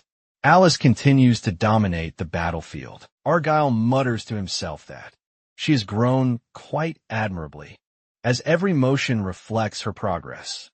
To show off a bit more, Alice transforms in her new digs, the Snowflower armor. The transformation is breathtaking, leaving even the black magic users momentarily stunned. As she transforms, she wonders why Argyle saved them. But that question doesn't matter to her anymore. Now her focus is on the fight, and the chance to impress Argyle. Alice's excitement surges as she senses more opponents gathering. This is the perfect opportunity to show off further and prove herself in front of Argyle. Meanwhile, Ciro watches in awe, stunned by her transformation and the display of ice surrounding her. So he asks Argyle about her ability. Argyle explains that she can handle ice, and it is a type of ability that manipulates attributes. He further explains that there are 7: light, dark, lightning, wind, fire, water, and earth, and Alice has developed her water attribute. He also adds that the monster which Ciro faced earlier had the dark attribute. His explanation only leaves Ciro even more curious than before. Suddenly the situation turns even more troublesome than Argyle expected, as Decapitator is brought into the scene while still fighting off the small fry. Alice is also stunned by the 2 giant headcutters' appearance, which leaves her wondering how they were summoned. Because Solitude monsters are not easily summoned, they require certain special talents to summon them, just like renowned puppeteer Saddle. Just then Argyle realizes that Saddle is pulling the strings behind the scenes, and even though he became a bit useless due to their last battle, his abilities have been retained. He quickly instructs Ciro to stand in front of him, and although confused, Ciro asks him why. Argyle explains that fighting the black magic users and 2 decapitators might be a bit too much, so he plans to help Ciro by linking with him. Argyle crosses his hands together over Ciro's head, and after a few movements, a bright light appears as he starts linking with him. Linking is a type of telepathy, but Argyle can only maintain it for about 10 minutes. During the linking, Ciro is surprised that he can hear Argyle's voice in his head while they're still on it. One of the decapitators lunges forward towards them from their telepathic link. Argyle tells Ciro that his stamina might not keep up, and he might also faint, so he should take the opportunity to learn. They are soon forced into a fierce battle with one of the decapitators. While fighting, Suo wonders what he is supposed to learn. Through their link, he learns that Argyle will try to forcefully draw out his attribute, even though it is a bit too early. Suo is surprised, and for a moment he is distracted, but Argyle's voice pulls him back into the game, telling him to duck left. Although he doesn't respond in time, Suo suffers a blow, but his head is at least spared from being chopped off. While Suo faces off against one decapitator, Alice is busy trying to take down the other one, from how easily she deals at several hits. Decapitator seems to be no match for Alice, However, she soon notices more black magic users gathering in the distance, which may complicate things, although she wants to end things quickly. By taking down Decapitator's controller saddle, the black magic users swarming in make it more difficult for her to get close to him. Alice decides to put on hold attacking Decapitator and deciding to handle the vermin first. She swiftly begins to annihilate the black magic users. She plans to clear them out to create an easy path to Saddle. Zero, on the other hand, is still maneuvering through Decapitator's attacks, but he stops because he sees a purple light emitting from it. Whatever this is has piqued his curiosity for a while now, and Zero freezes, realizing he can sense it from within Decapitator, and also himself. He further explores the feeling, and realizes he can sense Decapitator's attack intent, trajectory, and attack direction. Basically like having foresight. Zero can dodge all its attacks following these senses, and just like that he becomes invincible, dodging Decapitator's attacks before they hit. Argyle notices that, and notes that Zero's attribute is wind, which gives him recognition and sensing abilities over a wide range. As Zero continues to harness this ability against Decapitator, Argyle states that it is the perfect attribute for him. Meanwhile, Sovereign is beginning to grow weary of the situation because she notices that, even with 2 monsters and a bunch of small fry, Alice is still a total machine. Sovereign has heard about her abilities, and also about her sister, but this is her first time seeing Alice in person, although Darkness warned her that the mission might be troublesome. She didn't expect this much trouble. She decides to help, but freezes when she notices that Argyle, who was just fighting a moment ago, has vanished.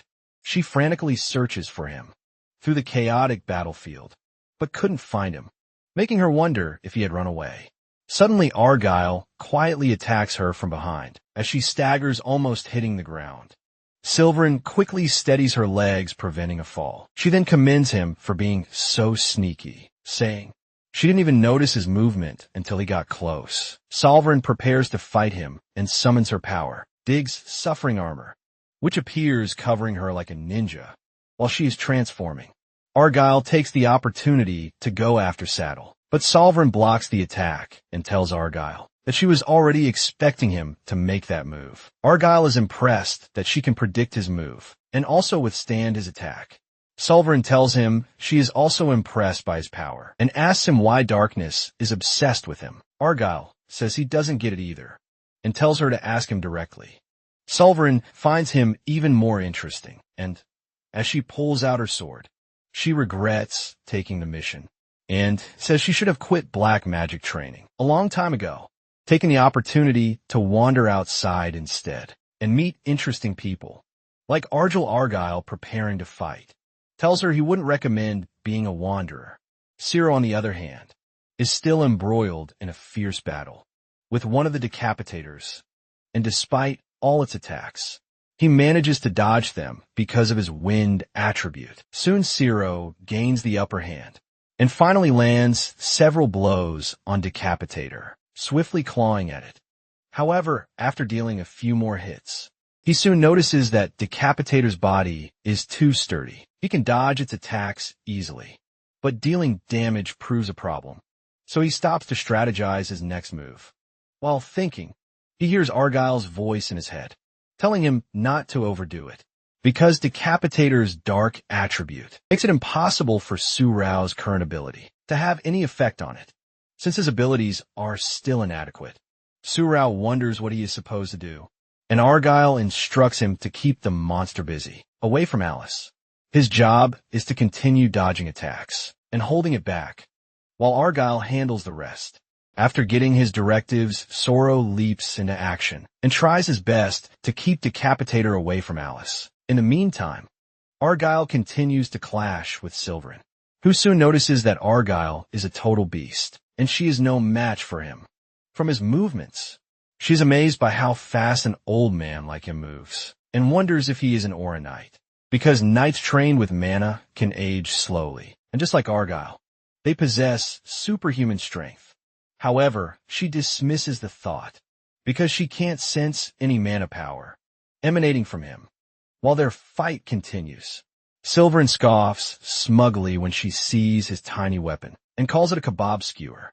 As she confidently raises her mighty sword, she laughs, saying, "Even a cat can scratch her armor better than his." Princess Skewer. Unfortunately, before her sentence can register, Argyle uses said Princess Skewer to break her Excalibur sword, while also slicing through her armor like a kebab.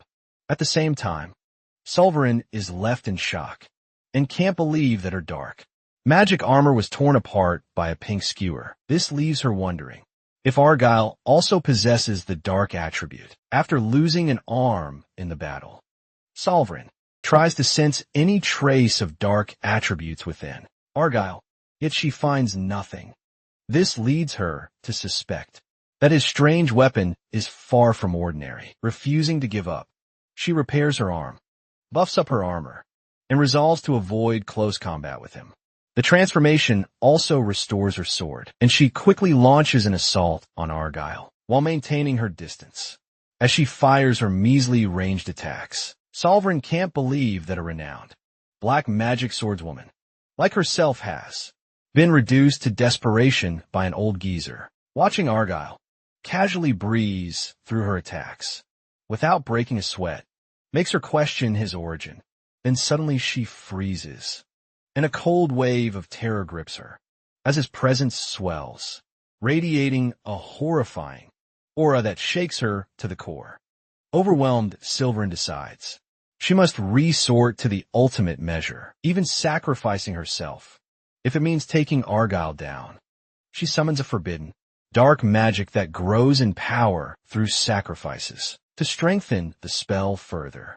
She uses Saddle's life as the offering, though she worries the ghost will cease functioning once their controller is dead. She no longer cares, as she is moments away from becoming nothing more than meat herself as soon as Saddle dies. The two decapitators collapse lifelessly, leaving Ciro and Alice stunned. Ciro doesn't understand what happened, but he's relieved to finally be safe. Meanwhile, the sacrifice causes Silverin's power to spike. Alice watches from afar, hoping Argyle will win, whispering for him not to get hurt. With her strength at its peak, Silverin summons the surrounding darkness and commands it to annihilate her chosen enemy, Argyle. She points at him, and a surge of dark purple flames erupts, rushing towards him, and a deadly blast erupts in his direction. Satisfied Sultanine is pleased with herself, hoping that the old man must have been barbecued. But to her disbelief, Argyle steps out calmly, completely unscathed, with strange blue lines glowing across his face. He commends her impressive talent, though he adds that she is foolishly reckless for offering her soul to demons through such dangerous black magic. Refusing to accept defeat, Sulverin launches another barrage of attacks, even as Argyle warns her that because of the black magic, her soul will soon become food for the void. Constellation, growing bored of her desperate mosquito-like attacks, Argyle finally decides to end the fight, as his towering presence looms behind her Sulverin and collapses to her knees in utter despair. She cannot comprehend how Argyle is immune to all her black magic tricks. With her countless questions still unanswered, Argyle raises his weapon, effortlessly, disengaging her head from her armored body. When the battle ends, he goes to check on Sorrel and Alice, ensuring they're unharmed.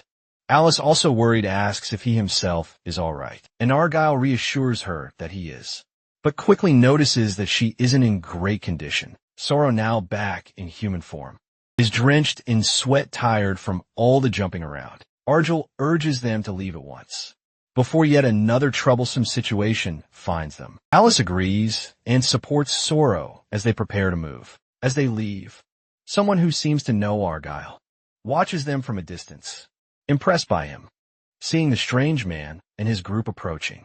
Alice instinctively prepares for a confrontation, but Argyle calmly tells her to stand down, assuring her that these newcomers are not here to cause trouble. He steps forward to greet the man named Iobe, and from their exchange, Alice realizes they are old acquaintances. As the two speak, she studies their clothing, slowly realizing that they are fanatics devoted to the 11 constellations, including love, faith, and hope. Ironically, they're a group that purifies through the massacre of any heretics. Alice finds their hypocrisy irritating and is even more pissed. When she sees Iobi smiling like a saint, she wonders how many prisoners he has killed under the guise of peace. With the same gentle smile on his face, Iobi informs Argel that he has been cleansing the filthy demon worshippers since release day. Argel replies that he has already cleared this area, and Iobi sincerely thanks him for aiding their cause. Alice is stunned when Iobi bows deeply to Argel, especially since Iobi is a Class 6 prisoner. It dawns on her that Argyle's connections and influence stretch further than she ever imagined. Moments later, Iobi's subordinates quietly cast restorative magic, replenishing the strength of both Ciro and Alice. Iobi explains that it is his way of expressing gratitude for their assistance in purging the prison of vermin. He then offers the same blessing to Argyle, but the old man immediately refuses, stating that such magic has never worked on him. Exhausted, Argyle says they must return quickly, and he begins to leave with Alice and Sorrel, as Iobi respectfully bids them farewell. As they walk away, Iobi whispers that Argyle is someone who must survive. Argyle dismisses the concern, telling him not to meddle in other people's lives. Iobi replies softly that he does not mind dying as long as Argyle lives, promising that he will come to his aid whenever needed. The moment Argyle and the others reach a certain distance, Iobi and his followers drop to their knees to pray. Their words reveal a profound, almost unsettling devotion to Argyle, showing they do not merely follow him, but they also revere him, willing to offer even their bodies as sacrifices, and they call him their savior. On their way back, Alice tries to call Argyle's attention, but he doesn't answer her. Noticing that he looks a bit down, she tries to ask him about it, but still he doesn't respond. Soru then asks Alice about Argyle and Iobi's relationship. Alice tells him that she was only with Argyle for a year after entering solitude, so she is not quite familiar with most of his close contacts. However, Alice still can't believe Argyle has such a close connection to a fanatic, because he once told her that he hates those who believe in constellations. Hearing this, Sarah asks her if believing in a higher being is a bad thing. Alice explains to him that it is not necessarily a bad thing. She further explains that these higher beings don't intervene directly. They appoint representatives, but sometimes these representatives use that power to either save or bully the weak. Moments later, they arrive at Alice's place in cell 5251, and she thanks Argyle for successfully escorting her. Alice is amazed, and no matter how many times she has seen it, it still feels incredible to her how Argyle always manages to decipher the corridor paths. She then informs him that she would try to visit often, but Argyle tells her not to worry about it. Alice laughs it off and promises to drop in on him again. She then hugs him, telling him to stay safe, and Argyle asks her to take care of herself, thinking about the dangerous corridors. As she watches them leave, Alice figures that the corridor for Argyle is like walking on paths of freedom, but for others is a terrifying place where death looms. After walking for a while, Sarah spots a familiar cell number and, to his immense relief, realizes it is their own. At long last, an entire day after release, the two of them return to their cell, only to find it completely empty. 5 days pass, yet nothing changes. No prisoner ever returns, and the place remains silent. Thinking about the countless changes he has experienced in such a short time, he remembers how he once hid behind his brother, trembling in fear, then how he hesitated in every battle until finally he became a full-fledged lycanthrope who now kills without a second thought. Ciro notes that it isn't only his appearance that is transformed, but his mind has changed as well. He has begun to think more, and sometimes shame floods him when he recalls his previous weakness. From a distance, Argyle watches in silence, sensing Ciro's spirit awakening. Suddenly, Ciro sits up alert, saying a strange scent is approaching. Argyle already guessed that it was Morgan. Soto was surprised, because the smell is nothing like Morgan's old scent. Argyle explains that Morgan must have tapped his true power to survive in the corridors, and the odor comes from odd pills. He adds it like Beckham. Morgan has been hiding his real identity from the start, growing serious. Argyle asks if Cyril knows what to do when they arrive, and Cyril answers firmly. He vows not to hesitate anymore, because in solitude, it is either you destroy them or get taken out. Before long, Morgan and his crew reach the door, and Morgan greets the old man with an overly bright enthusiasm. Still, there's something unsettling about his face, as he claims that he is happy to see Argyle again. Suddenly, Sorrel drops from above in his beast form, attacking Morgan. This makes him annoyed, and he marvels at how much Ciro has changed after only a few days. Still feigning ignorance, he asks Argyle to stop Ciro, but instead Argyle pulls out his weapon, telling him to drop the charade.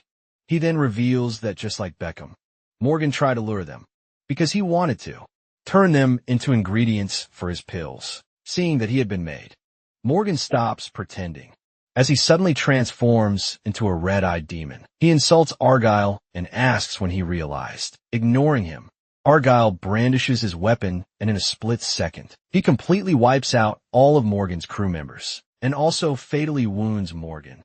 Argyle tells him that Dorcas, Endora's, and the Mafia King, whom Morgan serves, have all made a big mistake. Going after him, he explains that no one can capture. If and when the big bosses want to see him, they should personally come to him, instead of sending their small fry. With Morgan already losing a ton of blood, Argyle decides to help him meet his maker quickly by swiftly detaching his head. Meanwhile, in the control room, Prison Warden Sriosan is on a call with the master of Lord Kreisman. After delivering his routine report, Sriosan asks if he has reviewed the latest report on Argyle. Kreisman confirms he has, and remarks that Argyle has been regularly wiping out entire groups of prisoners. Sriosan informs him that he has already issued orders to lock him in solitary confinement for 2 weeks. Kreisman grins as he reveals that after 4 years, it was finally time, so the deal they made with Argyle must not fall through. He adds that the Lycanthrope King will soon be arriving at Solitude to inspect the merchandise Sorrow. He tells Shirazan that once the delivery is complete, they will provide Argyle with pills free of charge. He then inquires about Argyle's current standing with the major prisoners, like Dargis and Comshrasan. Reports that they've been playing a tense game of cat and mouse for some time now. He worries that after liberation, a direct conflict between Argyle and Dargis may be inevitable, but Kreisman confidently dismisses his concern, saying that Argyle is not someone who can be taken down by solitude. Prisoners. He excitedly states that Argyle will skillfully survive, just like he always does. Apparently, watching Argyle's interaction in Solitude has now become a pleasant entertainment. For the master of Solitude, Kreisman shifts the topic again, asking about Argyle's deteriorating health, and he learns that he can barely breathe anymore due to the lack of pills. According to Shirazan, at his current rate, Argyle might join Hades within the next 3 to 6 months. Back in his cell, Sero continues to develop his attributes as he concentrates on trying to feel his surroundings. Soon he begins to sense the movement of insects nearby and even water droplets. As his attribute improves, Sero begins harnessing it. As he tests his capabilities, he notices that he has become crazy, stronger than he was a month ago. However, he is not happy because even though he feels stronger, he couldn't even leave a single scratch on Decapitator from Argyle's words that day. Ciro recalls that he needs to use a power stronger than his opponent's attribute, which makes him wonder how to make his wind attribute stronger. After finding no solution, Ciro decides to trust Argyle and wait for him to come up with one. While waiting for Argyle, he decides to continue his training in order to become stronger, so as not to be a burden for Lucas. Meanwhile, Argyle sits in a corner, meditating, while observing Cedo practice his wind attribute. Suddenly, Cedo stops when he hears the prison door open. He sees a girl standing at the door. shouting Argyle's name. She completely ignores Sorrel's presence and continues to shout for Argyle to come out. Sorrel notices her guard uniform and wonders why she is looking for the old man. Without making a sound, Argyle quietly appears behind her, and she calls him rude for appearing. Without making a sound, she asks what if she had been startled and mistakenly attacked him. Argyle simply tells her that she would probably be gone by now if she did, and he calls Ciro to stand beside him. The female guard then introduces herself as Teiji, a Class 6 guard. On hearing her class, Cedro breaks out in a sweat because she is far stronger than Alice, who is only Class 5. With his senses, he notices she is indeed different from Alice, just from sensing her terrifying aura. Argyle guesses the reason why there's been no prisoner replenishment in their cell was to take him away. Teiji seems annoyed just being there and commands him to follow her, since he knows her reason. Without being told, Argyle complains that his body has been deteriorating lately, so it is quite tiring for him to move around. Taiji's sixth sense flares up, as she senses he might be up to some scheme. Although she wants to take action, she remembers that her seniors told her not to act recklessly. Now Teiji is even more confused, because no one told her that Argyle would be uncooperative. Argyle notices her dilemma and tells her to wager with him. If she fights Sorrow and wins, he will follow her quietly, but if she loses, he will remain in his cell. Without asking any questions, Sorrow prepares to take her on. Teiji finds the wager amusing, as she considers him a small fry. She also prepares to fight him, promising not to hold back. Teiji wants to end it quickly and return her cell. As they begin their fierce fight, Teiji is taken aback when Sorrow swiftly dodges her attacks. This makes her wonder how a mere Class 3 is able to withstand her. She looks closely and senses he is using the wind attribute. Despite all her efforts, Saru breezes through dodging her effortlessly. Teiji finally realizes that the old man made such a hopeless wager just to make Saru practice and gain combat experience. So she decides to scare Saru a little. Sito is terrified when Teiji swiftly rushes toward him, almost hitting him, but she dashes past him, using her wind attribute to tear through a slab of metal. Ciro is shocked as he realizes they have the same attribute, but this is only enough to lightly scrape the metal slab, while hers was so powerful that it tore through it like a piece of beef. The thought of one day becoming as strong as Teiji makes Ciro so excited. Argyle notices this and is pleased, because his aim has been achieved.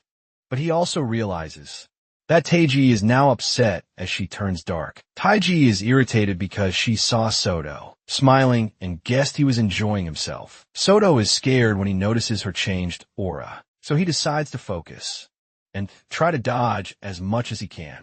Once she attacks him, since he can't win, he plans to endure. However, he overestimates his dodging abilities because Teiji suddenly appears behind him, and he didn't even sense it beforehand. By the time he notices it, Teiji is lunging towards him full speed, and even though he tries to dodge it, Soru is taken by surprise, as her punch suddenly multiplies. Before he can say jack, Soto is pounded 100 times from different directions, even though his whole body aches, and he is unable to move. Teiji refuses to back down, as the multiple fists continue to pound him. Like ground beef, Argyle observes them in silence without intervening. After knocking Soto out, Teiji tells Argyle that she didn't kill him, and informs him she has won the wager. Argyle doesn't argue and promises to quietly follow her. He carries Ciro on his back and heads out, following behind Teiji. Moments later, Ciro wakes up as they reach a fork, and Argyle tries to take the right path, but Teiji stops him, saying they need to go left. He tries to convince her that the right side is faster, and he wants to stop by somewhere. Before they continue their trip, Taiji finds it unbelievable that he is doing as he pleases, but she still decides to follow him, telling him to walk in front. She doesn't want to get into any troublesome situation by opposing him. Soon they reach another door, and as it opens, a bright light escapes from the room. Sarah wonders where the hell they are, and why it was so bright. He's surprised when they enter what looks like a gym, with lots of prisoners inside it. Argyle explains that it is the physical training room, a place for endless training. Inside the room, prisoners are seen bodybuilding, with personal trainers beside, helping them. Argyle tells Zoro he needs to stay in the training room and train for 2 weeks.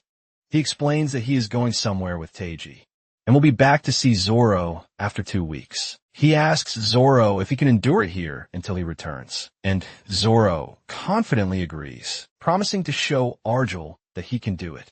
Argyle informs him that in the training room, his wind attributes will become stronger than before. Recalling the excitement he felt watching Teiji's power, Soto says he can do it, and vows to become much stronger.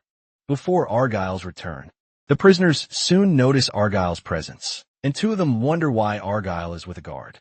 Teiji finds the smell in the room disgusting, and she even got irritated, watching them show off their ABS. So she decided to wait for Argyle outside. Moments later, a curly-haired big dude in Class 5, prisoner Delram, arrives. He seems to know Argyle, and scolds him for not keeping his promise. Delram questions why he brought a child to the gym, telling him it's not an orphanage. He looks at So, commenting that Argyle brought another merchandise. This time, Suo is confused as he wonders what Delram means. Argyle wants them to talk privately, so they head somewhere else. But before leaving, Delram turns to look at the prisoners and, with a creepy look, tells them to keep quiet. They are terrified and quickly shut their mouths. Some even hold their mouth close with their hands. After changing location, Argyle asks Delram to help him train Sero, knowing that Argyle is straightforward and doesn't plan to listen to his conditions. Delram challenges him to a duel in exchange for babysitting Sero. Apparently, this is the same condition he gives every time they meet up, even though he is no match for Argyle, and ends up being beaten badly. After warning him, Argyle agrees to his deal and gives him the location of their duel. He explains that he is out of time, and then prepares to leave, telling Delram not to fill Sero's head with garbage. Delram refuses, saying he plans to do as he pleases, since Sero is now under his wing. So Argyle ignores him and walks out. After he leaves, Delram tells Sorrel to follow him for a beatdown session, although hearing this scares him. Sorrel quietly follows him. Meanwhile, Teiji delivers Argyle to solitary confinement, expecting him to act predictably, like other prisoners who either beg to be spared or go crazy from being locked up. Some of the prisoners even terminate themselves, unable to endure the endless darkness inside. While thinking about all these, Teiji hesitates to open the door. Argyle grows impatient and asks if the opening mechanism has any issues, which forces her to open it quickly. She wonders why he is still relaxed, instead of panicking like the others. After escorting him inside, Argyle thanks her and even gives her directions to the guard's waiting room. Teiji fires back, telling him that she can find her own way back. As she turns to leave, Argyle suddenly grabs her from behind, preventing her from screaming, with his hand to her mouth. Teiji is terrified as she wonders if he's gone insane. Unable to move, she soon stops struggling, as everything goes dark around her. Back in the training room, Sero is having the worst day of his life. As he sprawls on the floor, tired from lifting weights, 2 hefty trainers commend him for enduring. Even though it was his first time, Sero was expecting something else. When Delram said he was going to beat him to a pulp, however, Delram actually meant making him exercise, like he was preparing for a marathon. While resting, Sero notices that the prisoners here are only concerned with exercising and bulking up. He is relieved, because at least he can just focus on training, without worrying about them killing him. However, Sero soon realizes he is way too naive, because he is soon dragged to a fighting arena for a duel. The spectators are surprised to see a kid on the stage. Even his opponent, a Class 4 prisoner named Vincent, calls him a weak brat, saying he looks too young. Vincent warns Delram that the kid might not make it out alive, firmly stating that he won't be responsible for any backlash. Delram tells Vincent to knock Sarah out and he can also break a few bones while at it, since he will recover quickly. He reasons that Argyle only takes on valuable merchandise. He already knows that Sorrel is no ordinary werewolf, so he plans to see his true form by making him fight. As soon as the bell goes off telling them to fight, Vincent dashes towards Sorrel, who quickly transforms into his beast form and blocks the attack, making Delrim excited. He is surprised because only beastmen who are over 20 can transform, and he concludes that Argyle must have taught him how to do it earlier. Delrim is annoyed, as he wonders why Argyle teaches others, yet refuses to teach him meanwhile. Vincent soon overpowers Suru by pinning him to the ground and relentlessly punching him. Each punch is too powerful, and his movements are too fast, preventing Suru from escaping him. However, Suru feels Vincent is weaker compared to his previous opponents. He recalls Argyle warning him not to use attributes all the time, because they use life force, which consumes one's stamina and mental strength, eventually leading to death. Although he wants to take this advice, he decides not to, because this was just a casual fight, to test his abilities, not like in the corridors, where everyone is targeting him. Therefore, Sero deploys his wind attribute and swiftly moves from the pinned position, successfully dodging all of Vincent's powerful punches. Vincent is utterly bewildered, wondering how he suddenly dodged all his attacks, while Vincent is still trying to comprehend what just happened. Sero lunges towards him, and before he can make any moves, slashes him in different parts with his claws. Vincent falls to the ground, reeling from Sero's strength, and soon collapses, bleeding all over his body. The result leaves everyone in the room speechless, and even Delrim is shocked beyond his imagination. He can't believe a Class 4 prisoner was defeated by a Class 3 little kid apparently. The level of Sero's attributes can only be handled by a Class 5 prisoner or above. Delrim knows that Argyle taught him, but he is still surprised that Sero was able to learn it so well. The whole situation leaves him wondering if Argyle teaches based on talent or race.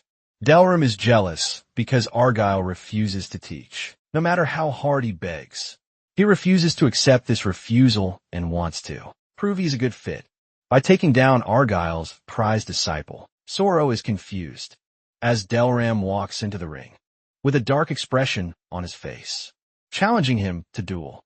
Before Delrim can land the first punch, Sero hesitates for a moment, wondering if this might be another test. The thought distracts him only briefly, and he pulls himself together, just in time to slip away from the incoming strike. Even so, Delrim proves to be much faster than he anticipated, and before long, Surao is caught beneath a flurry of heavy blows, and the pressure is a little too much. Although he is on the verge of being overwhelmed, he recalls Argyle's advice about attributes and decides to just endure as long as he can, even if that means pushing himself to the point of fainting. He manages to dodge several attacks, yet Delrim eventually finds an opening and drives a powerful punch into Sero's side. This time the pain is sharp and real. Sero knew a Class 5 prisoner would hit hard, but the actual impact is far more brutal than what he had prepared himself for. The force sends him stumbling, and Delrim follows with another series of rapid strikes that knocks Sero to the ground. Even so, Soro refuses to give up and reminds himself that this is the path he chose, a necessary step toward becoming stronger. So the thought of Lucas pushes him forward with renewed determination. He refuses to remain a burden to his brother, and that conviction sparks a fierce shift within him. As his aura thickens, he finally releases his attribute. Sura moves with sudden speed and appears right in front of Delrim before he can strike again. Delrim reacts quickly and dodges the counterattack, then lands another hard punch before trapping Sura in a tight hold. The exchange happens so fast that Soru cannot react before Delrim slams his head into the ground. Even while dazed, Soru tries to resist, and he struggles against Delrim's grip as punch after punch hits him. With a burst of will and the strength of his attribute, he finally breaks free and slips behind Delram. His sudden movement catches the prisoner completely off guard. Sorrow unleashes a storm of improvised wild attacks, clawing at Delram from several angles at once. To his shock, Delram blocks every strike, without receiving so much as a scratch. In response, Delram deploys his earth attribute, and his body begins to transform, as red earth armor spreads across him. Just as he prepares to push further, a memory of Argyle surfaces. He recalls approaching Argyle long ago and asking for help to become stronger. Argyle refused, explaining that Delrim lacked the resolve to walk the darkness within. Now watching Suo's raw wildness, Delrim finally understands what Argyle meant by walking in darkness. The realization settles over him, and for the first time, he accepts the truth behind Argyle's reasoning. Delrim finally calms down and even praises Ciro's talent. As he watches him, he mutters that his darkness is good. Ciro gives him a confused look and asks if Delrim also trained by walking through that strange, dark abyss. The question leaves Delrim speechless and confused. A bit of sweat slides down his face. As he tries to figure out what Sarah was talking about, he wonders if Sarah means literal darkness, and is surprised that there could even be a training method like that.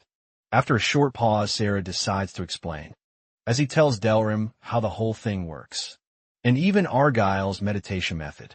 He says he grew stronger after learning to meditate, just like Argyle taught him. Delrim stares at him, then bursts out laughing and calls him stupid.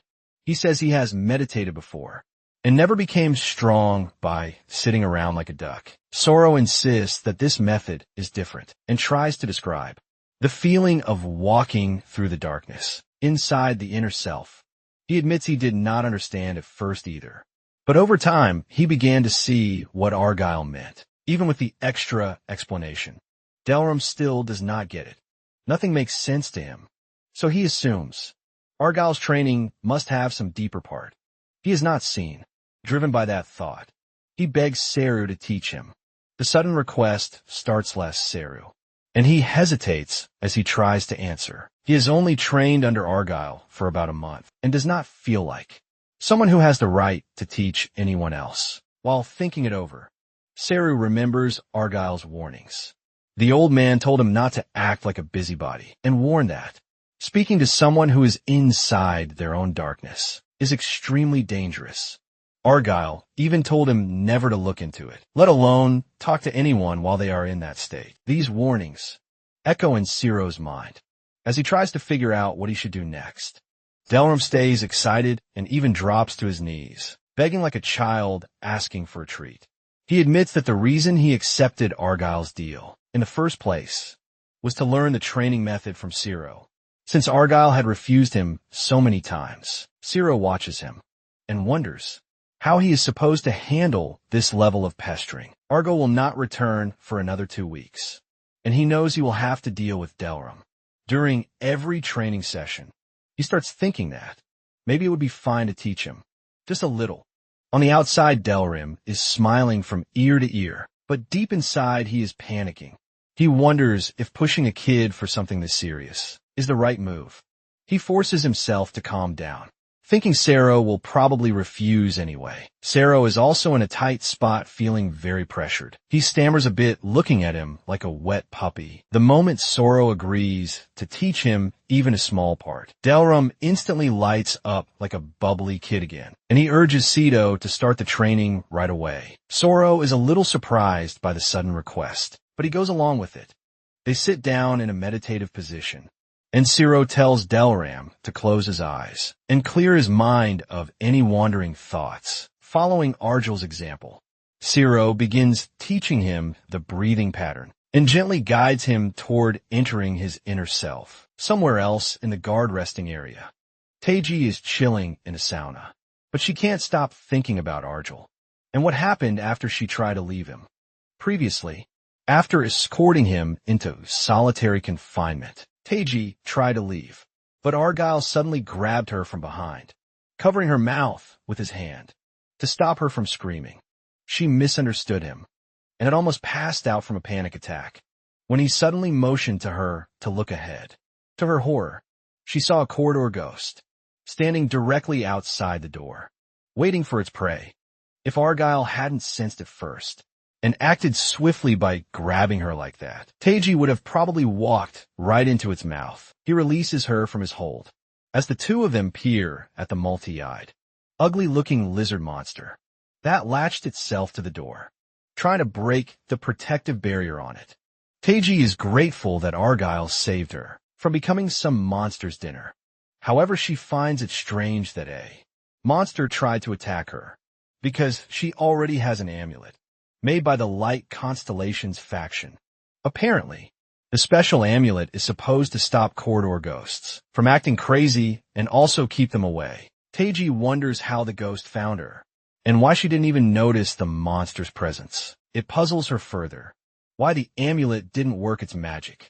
Argyle tells her that the ghost was probably too strong, or maybe it even malfunctioned.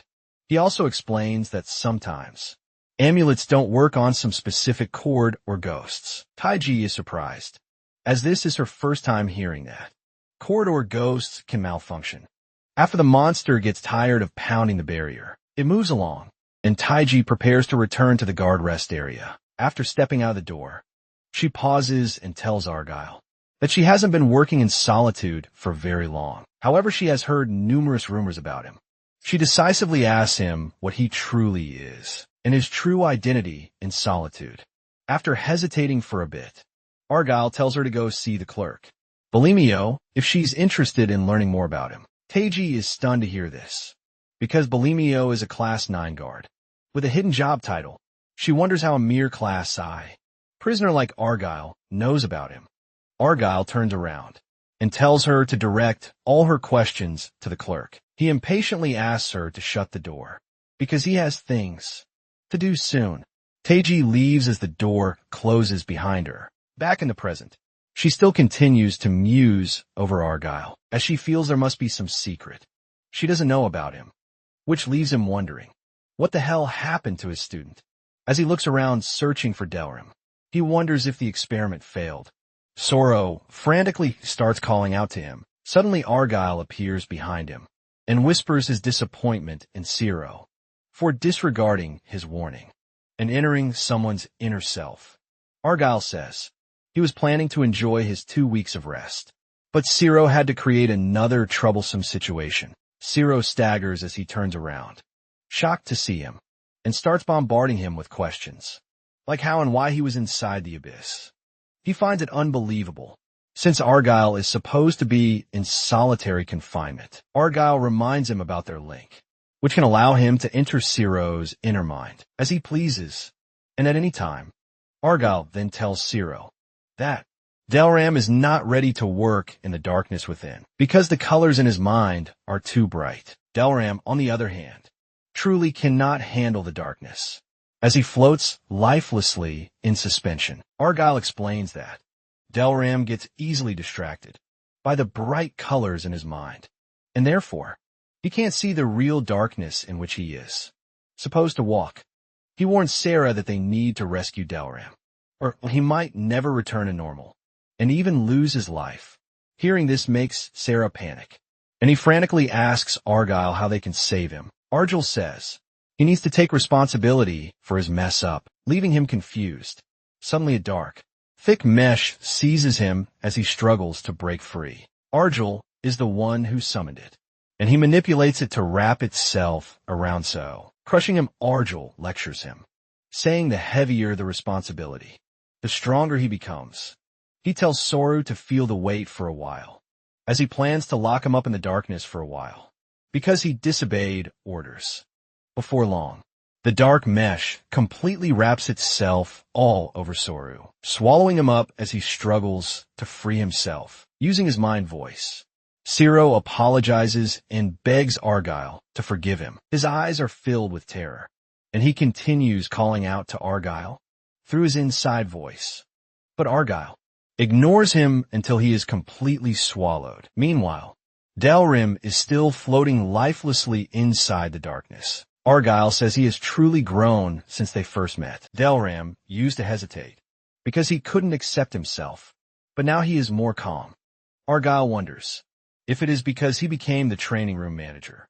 Sensing his desperation, Argyle decides to give Delram a little hand. After going a bit farther into the darkness, Argyle stops, seeing that he has come far enough. He questions something unseen and calls out to it. Suddenly, a giant, tall, dark figure appears in front of him. The figure had bright, golden eyes and a weird marking on its forehead, just between both eyes. Argyle says he has waited for years, and he can continue to wait. Immediately, the dark figure slowly returns to the ground, in a dormant state. Apparently, whatever this thing is, Argyle has waited for it for over 60 years, and he is not in a hurry. So he says to wait just a little much longer. After his business with the giant dark figure, Argyle turns to look at Ciro, who is still wrapped securely inside the black mesh. Shortly after, he turns to leave, excitedly, saying that he has finally found a pleasant hobby. After a long time, as he leaves, Argyle bids the dark figure goodbye, decisively saying they would meet again. Meanwhile, back in the training room, some excessively ripped dude shows off his 10-packs and heavy biceps.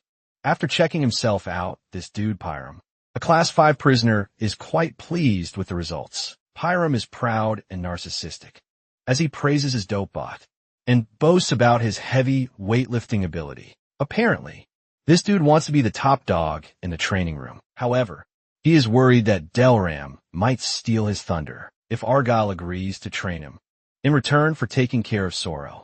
Recalling how powerful Soro is, Pyram reasons that Delra might surpass him beyond his imagination if Argyle steps in. This scares him, and he decides to find a way to separate Delram. And Argyle Pyram takes an ore from his locker to contact the demon worshippers.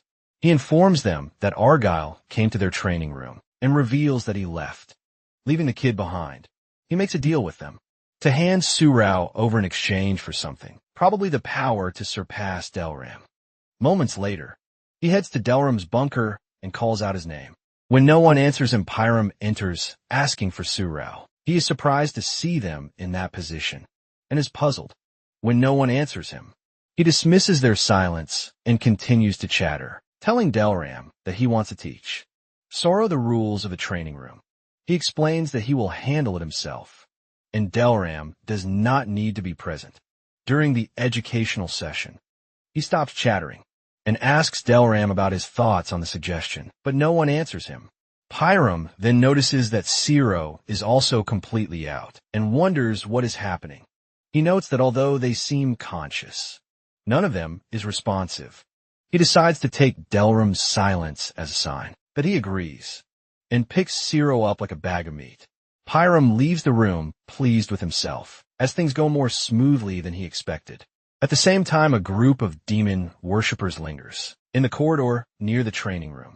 They seem to be waiting for Pyram and discussing among themselves if they can trust a muscle brain brat like him. One of the demon worshippers says they need to wait patiently for him, since he sounded confident about capturing Soro. While they're still discussing, Pyram interrupts them with an unconscious Seraph swinging on his shoulders. He asks them for his stuff, and they hand him a small box with 5 capsules inside, filled with red stuff. Pyram is delighted as he makes the exchange. After taking the kid, they ask him to stay in touch for more cooperation opportunities. Pyram agrees and hurriedly leaves, clinging tightly to his precious cheat system. Watching him leave, one of the demon dudes calls him dumb because he only thinks about muscles. Back in the training room, everyone continues their normal routine. Delram, on the other hand, soon begins to regain consciousness, and moments later, he jolts back to reality. Sweating profusely, he frantically looks around the room, wondering what happened to Soro. Delram checks himself out, still thinking about his experience during his walk in his inner self. To him, that moment felt like he was visiting another world. He also recalled the memories of his past as an arena prisoner, winning the champion's seat. During his walk in his inner self, Delram was captivated by his shiny past glory. Thankfully, before he was sucked in, he realized timely that the past has to stay in the past apparently. Delram was trapped in his colorful past all along, and unable to take even one step forward. Just when he was feeling trapped, he saw a small purple swirl behind him. He instinctively knew that he needed to take the dark path. Behind his colorful memories, he immediately abandoned his past, and as he walked into the dark path, it was as if someone was calling him. From within that small darkness, Delram wonders who the hell was beckoning to him, and questions if it is his future self. But as we know, it might have been Argyle. Suddenly, a prisoner bursts into the room, calling out to Delram, saying something terrible has happened. Delram is puzzled, and wonders if it is because of their resident troublemaker Pyram, challenging him to another duel.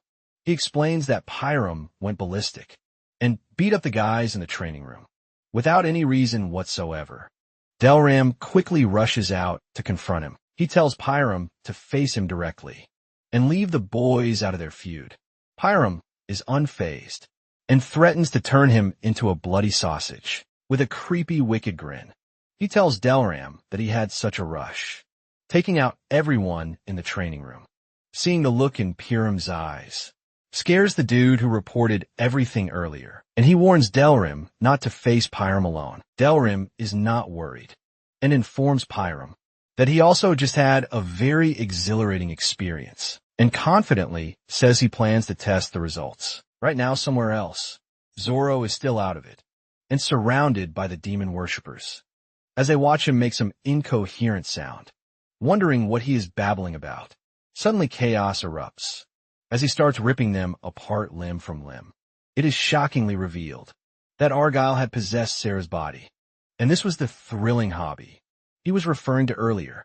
Argyle has been curious for a while now about what it would feel like to possess a werewolf body. Shortly after, more demon worshippers arrive at the bloody scene, and they are completely shocked that a kid can wreak that much havoc so effortlessly. One of them complains loudly that no one gave them any heads up about the kid's abilities. Another notices the number 51 clearly marked on Ciro's neck. Meanwhile, Argyle, now in control of Ciro's body, can feel his emotions spreading strongly through him. Surao, although unconscious, seems to want to jump in and tear everything apart. This raging part of him is something possessed only by pure bloods. Argyle wonders if this uncontrollable rage is the reason werewolves went extinct so long ago. He is so thrilled that he wishes he could keep using Ciro's body forever, without restriction. Unfortunately, Ciro is merchandise waiting to be delivered soon, since this exciting cargo will not be in solitude for long. Argyle decides to enjoy it to the absolute fullest. Argyle soon breaks past the beast transformation, limit which Ciro could never achieve before. This being because Argyle's mental power is far stronger than his. Ciro's body transforms into a full-blown, terrifying lycanthrope. As he lunges toward the demon worshippers, they desperately cast a spell against him. But Argyle is completely unaffected and terminates them swiftly. Before long, blood stains the battlefield as Argyle goes on a rampage, eliminating the rest of the demon worshippers mercilessly. After clearing out the room, he returns to human form, bare-skinned. He quickly grabs clothes from the expired guys, while complaining that, after every transformation, clothing is always a problem. He soon senses Jacob nearby, and wants to ask him for some durable, magic clothes that won't rip during future transformations. Argyle also plans to check in on Delram shortly after meeting with Jacob. Meanwhile, back in the training room, everyone is surprised to see Delram knocked out cold by Pyram, which they find extremely strange, and immediately makes them start suspecting that Pyram must have done something shady, because at the beginning of the fight, both of them were evenly matched, but by the end something unusual happened, and the fight inexplicably flowed in favor of Pyram. Looking back at Delram's attack patterns, they realize he is much better than before, and must have learned something new in secret. They also wonder if Pyram had undergone some special training, because his attacks were incredibly fast and powerful, almost unnatural. The two of them fought as if their lives depended on it, moving like feral beasts, fighting desperately for territory. watching their improved strength gave the rest of the guys in the training room goosebumps and left them completely in awe, even though at first, Delram and Pyram's attacks matched each other perfectly, with neither gaining the upper hand. The tide turns too quickly as Pyram soon surpasses him. With a single devastating blow, he leaves Delram looking like a helpless pufferfish. At that moment, Delram regrets his earlier arrogance, wishing he had trained far more seriously in the past and not underestimated his opponent. Suddenly, Delram hears someone telepathically call out his name. He immediately recognizes the voice as Argyle's. It turns out Argyle was already there in Sorrel's body, standing silently behind the crowd. He scolds Delram sharply, asking if he plans to keep getting beaten like a donkey, and reminds him of all the trouble he personally went through just to guide him into the darkness. Hearing this, Delram finally realizes that Argyle was the one who had guided him out of his brightly colored memory and into the darkness behind it. Delram then begs Argyle to continue guiding him, saying he is tired of being treated like trash by Pyram. Argyle grins pleased, because Delram is finally willing to drop his pompous attitude and beg sincerely, while Delram continues being stuck at the receiving end of Pyram's attack. Argyle instructs him to close his eyes. Delram finds this bizarre and questions him, thinking, who the hell closes their eyes in the middle of a battlefield? He fears that once his eyes are closed, Pyram might target his jaw and end him swiftly. Argyle reminds him to let go and overcome his fear by taking a step forward, just like he did when walking through the darkness, still getting punched to a pulp and already out of options. Delram decides to trust him. He closes his eyes, and once again he finds himself in the darkness. Argyle tells him not to look with his eyes, but instead to feel his opponent's movements. Attributes: killing intent, obsession, and fighting spirit. With the guidance of his spiritual sensei Argyle, Delram gradually begins to break through his limitations and transforms into his red earth armor, feeling stronger than ever before. After going through his reawakening, Delram turns the tide against Pyram with a single, powerful punch to the face, giving him free plastic surgery. This sudden, new turn of events leaves the crowd completely stunned and speechless. A wide grin spreads across Delram's face as he realizes just how awesome it feels to be trained by Argyle himself. Pyram collapses to the ground after receiving his free lip and nose job. Delram, now filled with renewed confidence, announces that the match is officially over, and Pyram reluctantly concurs, refusing to give up.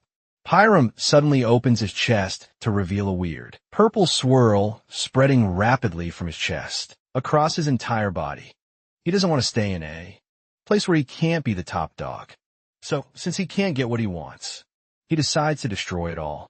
With an evil, menacing laughter, he announces this while preparing to self-destruct. With everyone still inside the training room, Delram immediately barks orders, telling everyone to quickly evacuate the training room. No one heeds his warning, but suddenly, realizing the purple pattern on him could be from the demon worshippers, the crowd erupts and swiftly rushes out, while Argyle fearlessly dashes in the opposite direction, toward Pyram. In less than a second, with a single swift movement, he swipes Pyram's head from his body. He moved so fast that even the grin on Pyram's face remained perfectly intact after it was detached.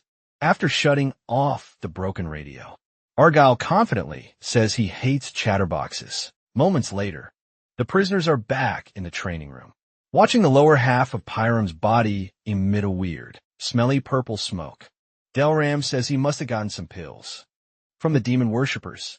Another gym bro, who just arrived, sees Delram's beaten-up face and completely misunderstands the situation, immediately starting to scold Ciro. Delram quickly stops him, explaining that it is Argyle occupying the body. The guy can't believe it, as he stares at Ciro's body in disbelief. To prove it, Delram shows him the prisoner number, 51, belonging to Argyle, boldly pasted on the body, and that's when everyone finally accepts it. Argyle explains that he was bored in solitary confinement. So he decided to borrow the body for a little cruise. Although he is puzzled that body possession is even possible, Delrim reasons that in solitude, almost anything can probably happen. Growing more curious, he wants to know if Argyle develops merchandise through such methods. But Argyle, not ready to reveal anything, warns him to keep his nose out of his business. Moments later, another guy rushes in, announcing that hundreds of demon worshippers have gathered outside the training room. Hearing the news leaves the prisoners terrified. Delram is pissed, realizing they had been targeted from the start, with Pyram as the appetizer, and he angrily threatens to send them all to their maker. Unfortunately, still injured from the last fight, he collapses to the ground coughing. Watching Delram struggle, Argyle thinks about the demon worshippers' plan to take over the training room by using Pyram. Now that their plan has fallen apart, they've come in hordes to devour everything instead. The training room prisoners are scared and worried because the demon vermin showed up right when Delram was badly injured, determined to protect their territory. Everyone confidently rushes outside to defend it. Delram tries to join them despite his injuries, but they stop him. He wonders how they can hold off hundreds of black magic users with their measly numbers. He fears that the entire training room will be wiped out if they don't find a breakthrough soon. Even though other training rooms will send support, Delram worries they might all become chicken feed before help arrives. Knowing the only way to survive is if Argyle steps in, Delram begs him to help them. Argyle, less concerned, ignores him and remains seated meditating. Delram offers to make a deal with him. Since Argyle loves making deals, he promises to do anything if Argyle can save his people.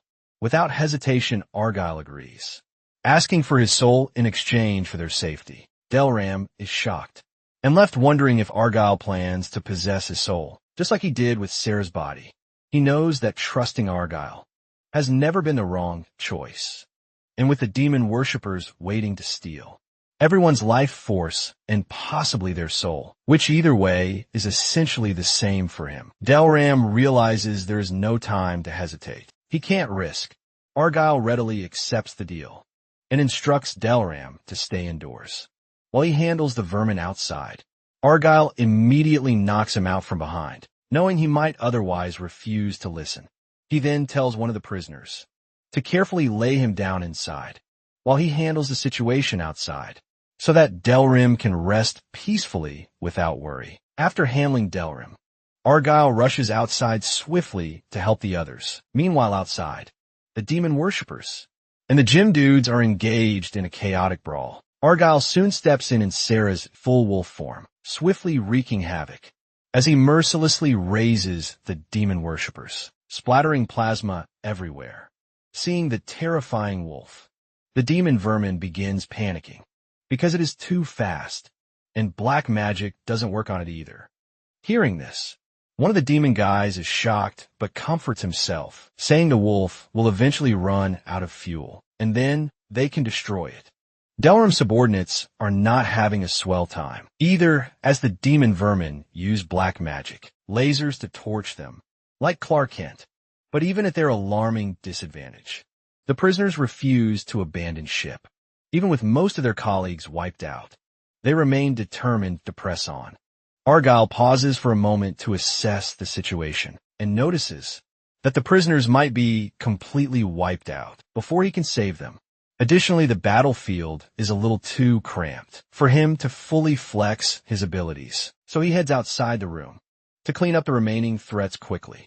The horde of demon worshippers, waiting their turn outside, is stunned at the sight of the lycanthrope. As they nervously wonder what exactly he is, one of the vermin, also from the inside, explains that the monstrous figure is from the training room side and has already taken out several members. The group leader screams loudly, ordering them to immediately capture the monster at all costs. Argyle glances back inside the training room to see the chaos still raging, with nearly half of the training room guys already wiped out. He then transforms back, deciding to let Sero's body rest for a while and recover watching his transformation. the demon. Vermin finally realizes that he is a werewolf, believing he gave up the wolf form due to fatigue. They decide they must capture him quickly. Argyle is soon surrounded, as several of them rush toward him from all sides, desperately trying to attack him with black magic. But even in Sarah's human form, Argyle continues to wreak even more havoc, leaving them completely confused and terrified. After the dust settles, it is revealed that Argyle's giant bear friend Anton is the one who handled the demon worshippers. Argyle had searched carefully in the darkness and summoned him because he was the closest ally he could find at that moment. Anton proudly says he is honored to have been chosen by Argyle and shouts loudly that he is fully ready to follow all his orders. Without question, later Delrim wakes up with his injuries already patched up and asks about the situation with the demon worshippers' attack. The blonde dude explains that there were too many casualties, and most of the training room guys were wiped out in the raid.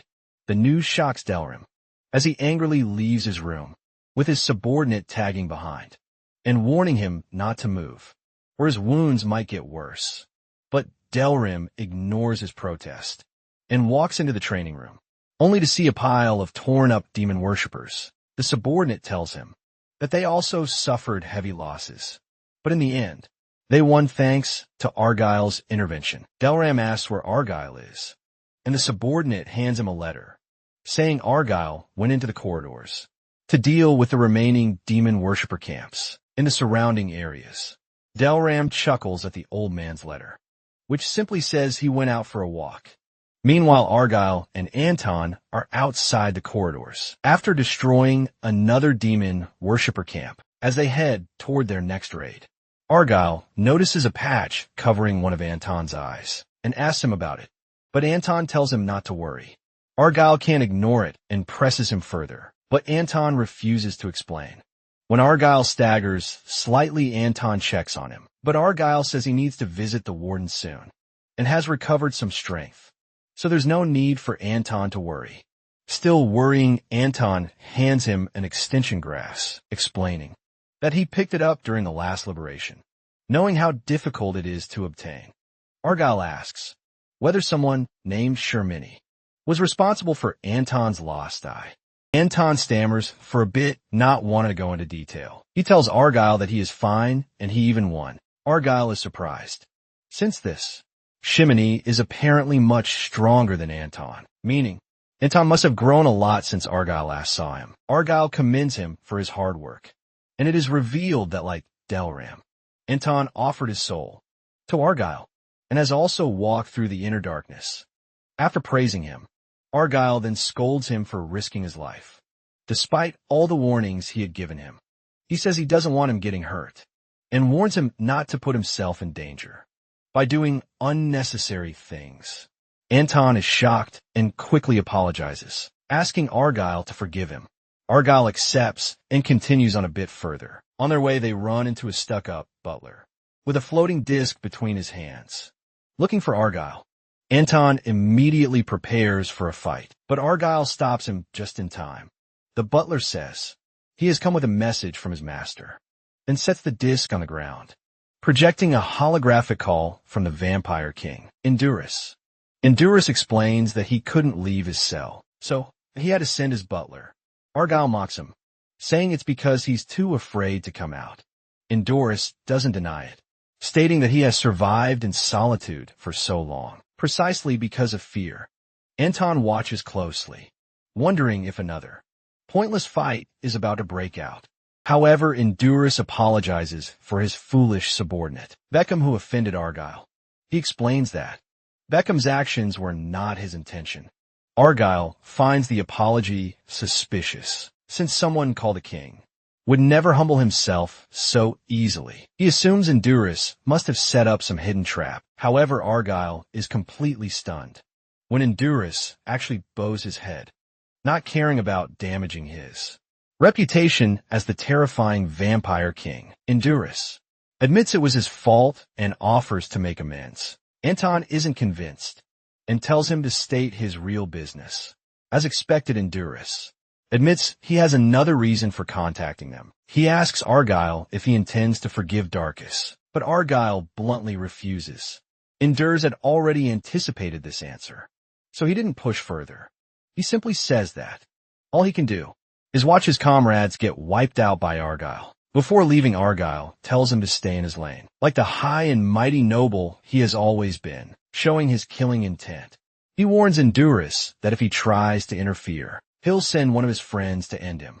As Argyle and Anton walk away, Endurus is left feeling defeated, since he couldn't convince Argyle to stop.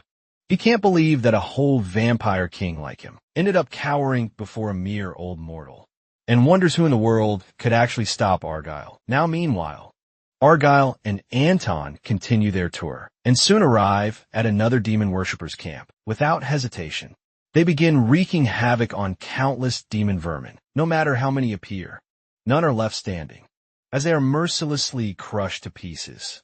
After another successful raid, Anton notes that the demon worshippers seem to be preparing something in another compartment, since they were deliberately splitting their attacks, instead of charging all at once. Argyle explains that they're probably stalling for time, which he finds annoying. A moment later, they step into another room, with a floating piece of metal in the middle of the empty space. Elsewhere, William, the demon worshippers, 17th captain and class 6 prisoner, is sitting on a pile of corpses, while watching Anton through a device. William doesn't understand why. Anton sided with the people from the training room, also called the Exercise Alliance, and teamed up with a little wolf kid. He brushes the thoughts aside and boasts about wiping out a bunch of Class I prisoners in the corridors, which he plans to use their bodies for fuel. Satisfied with his supply, William declares he won't lose to Anton. He's excited because he doesn't even need to track Anton down, since he was already heading straight toward him.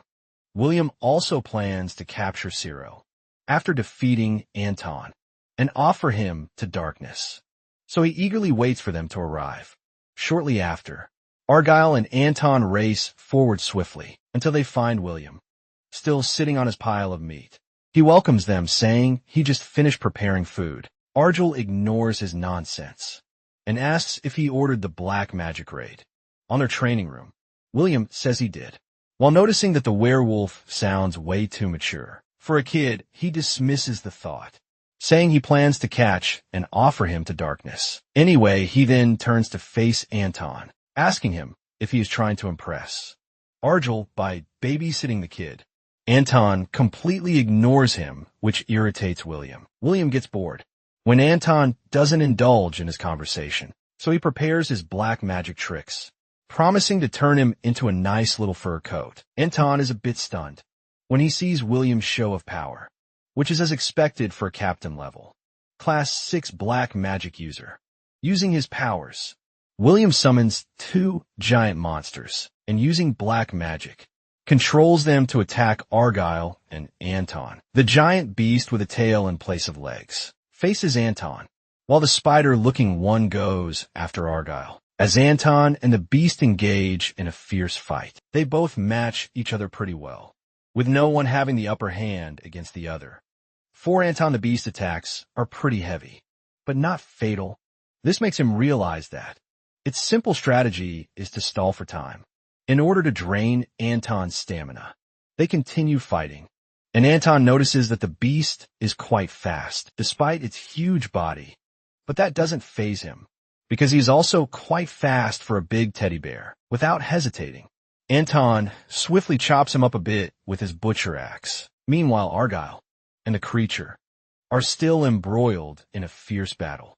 He soon realizes that the claws on the lycanthrope can't cut through the spider monster, so he decides to deploy Sarah's attribute. Even though it might drain him quickly, he deploys the wind attribute and lunges at the monster, like the Flash, which even stuns the spider monster in a matter of seconds. Argyle tears the strange spider apart with his claws, like a rag doll. By the time he was done, Anton was also finished, and triumphantly standing beside his chopped beef sausages. William, now standing on his pile of meat, commends them for making it this far, but he has no plans of letting them rest.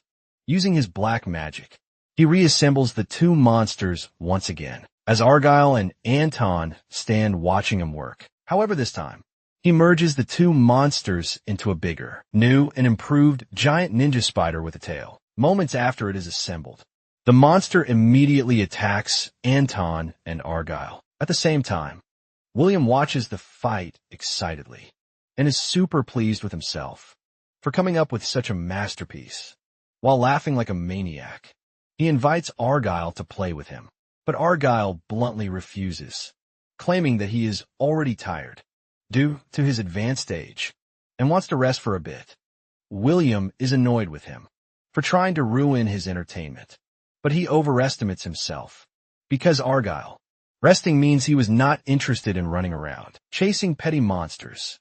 Rest for Argyle meant taking out the source of the troublesome situation. Before William even realizes what is happening, he literally loses his head before the main game even begins.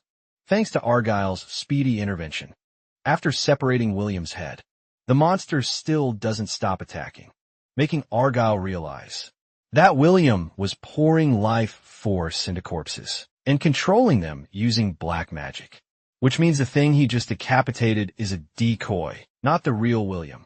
Argyle has to find and eliminate the real body in order to stop the conjured monster. Argyle looks around, wondering if the real dude is cowering somewhere, waiting for them to run out of juice before coming out to capture them easily. The real perpetrator is already inside another body, hiding beneath the pile. As he teases Argyle, telling him to find him, William says they can't catch or kill him because he uses black magic to seal souls in, moves from corpse to corpse. Even if found, he would just exit and move into another corpse, meaning this dude is immortal, which is even more troublesome. Argyle soon notices his presence beneath the pile, and without hesitation, he tears apart the heap to reach him. In the process, he also takes out the new body, as William leaves the body, wondering how Argyle found him.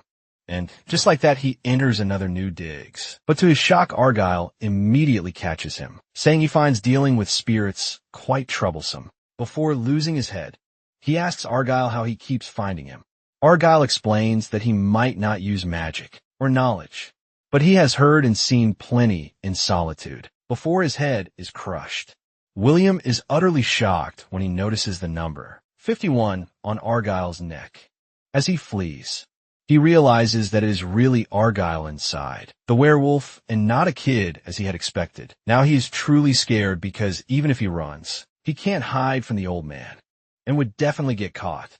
Seeing that he is in deep shit and can't even escape, William enters another body, deciding to summon something else. William, although afraid, refuses to die like a coward. While preparing for a summoning, William wonders what to conjure, since an ordinary spirit will certainly not cut it. He notes that he needs someone with very strong emotions.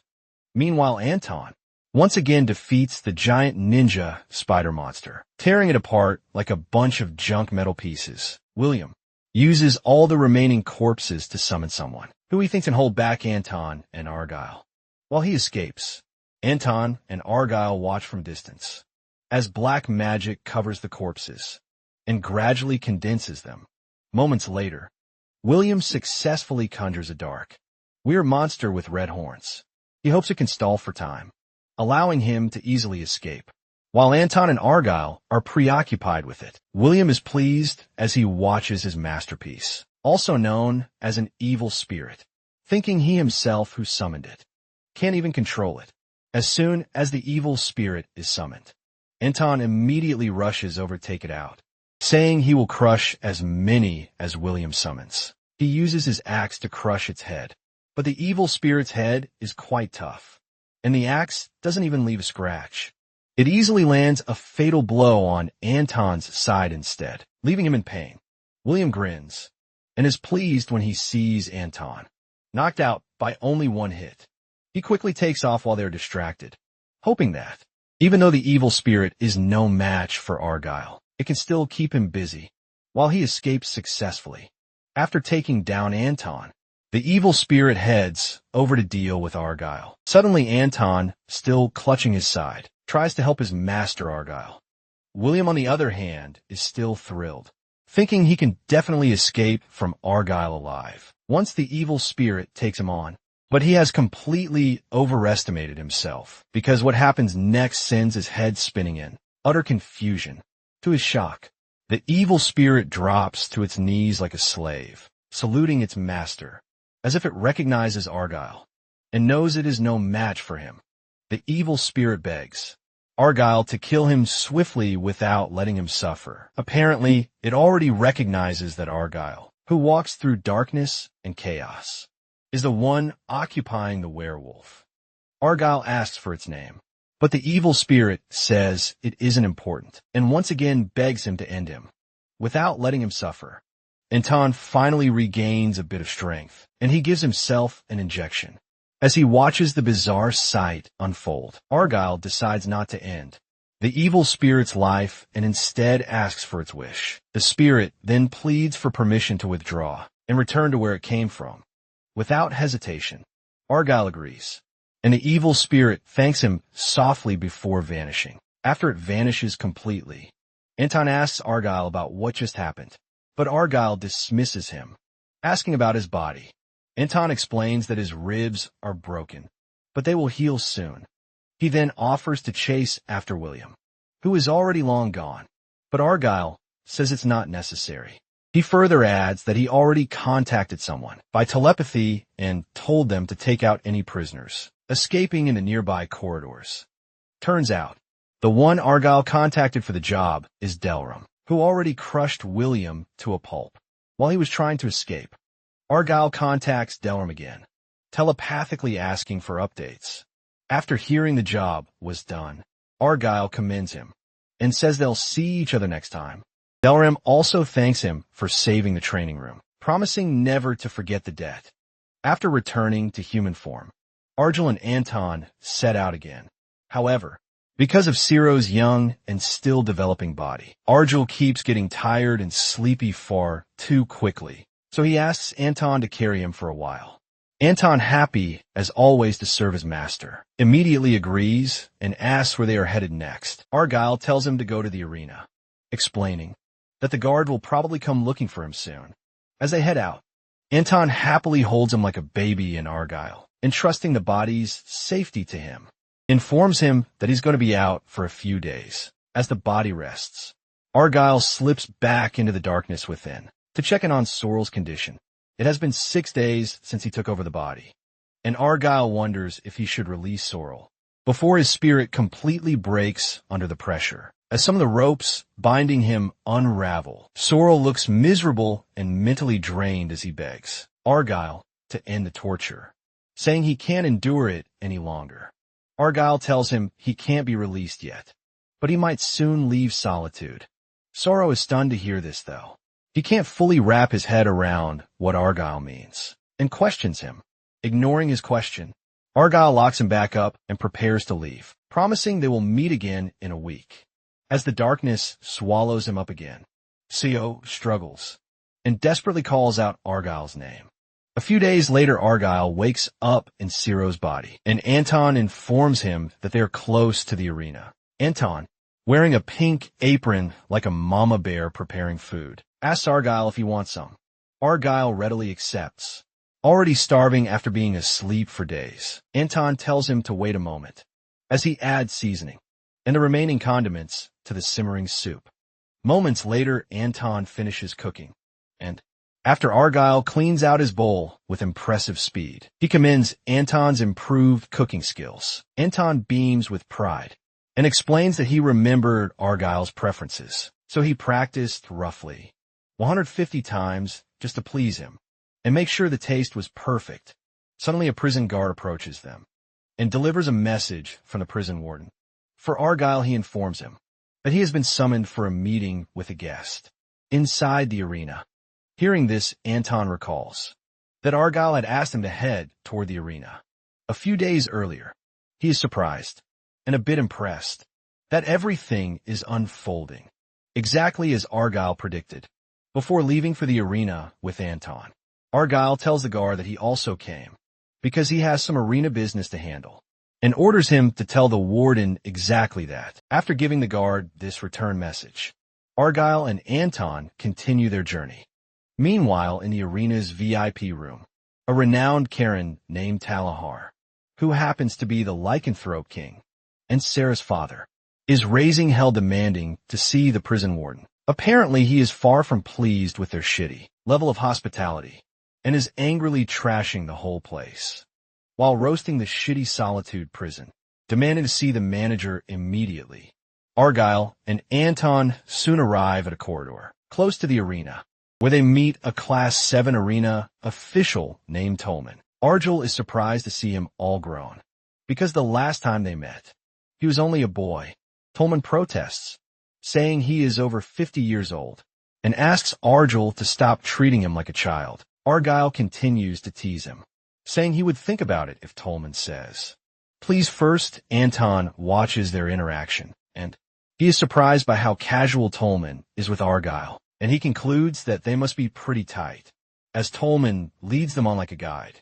Argyle tells him not to bother, since he knows the way without being guided by anyone. Tolman explains that the situation doesn't permit leaving him alone, which is why he is being guided. After leading them for a while, Tolman stops, informing them that he can only come this far. He then informs Argyle that the guest waiting in the arena came to inspect the merchandise.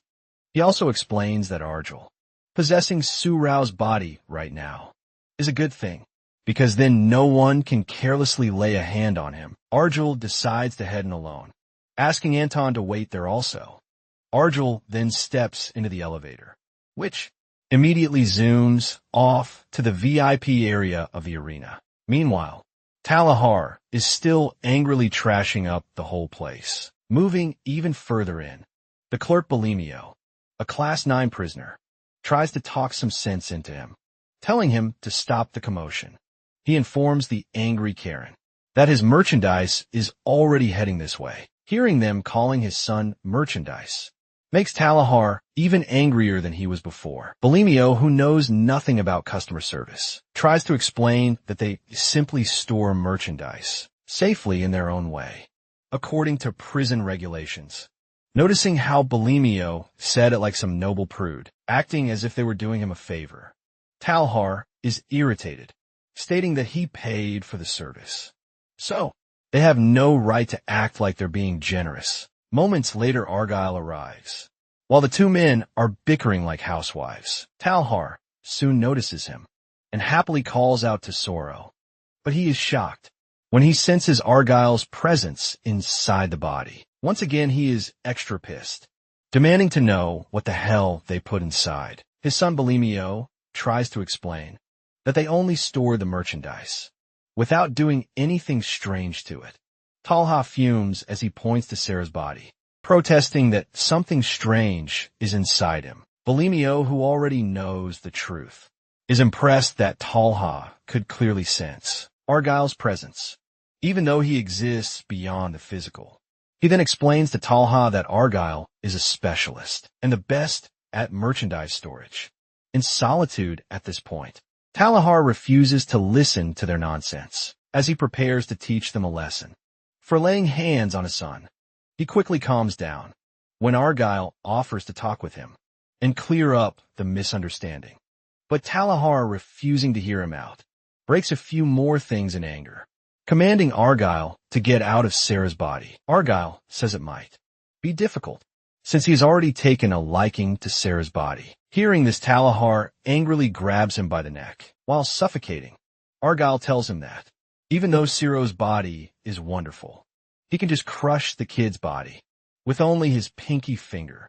He then transforms into Ciro's lycanthrope form to show Talahar the interesting things the body can do. Now, Talahar is completely shocked as he wonders how Ciro, who is only in his teens, can freely transform at will.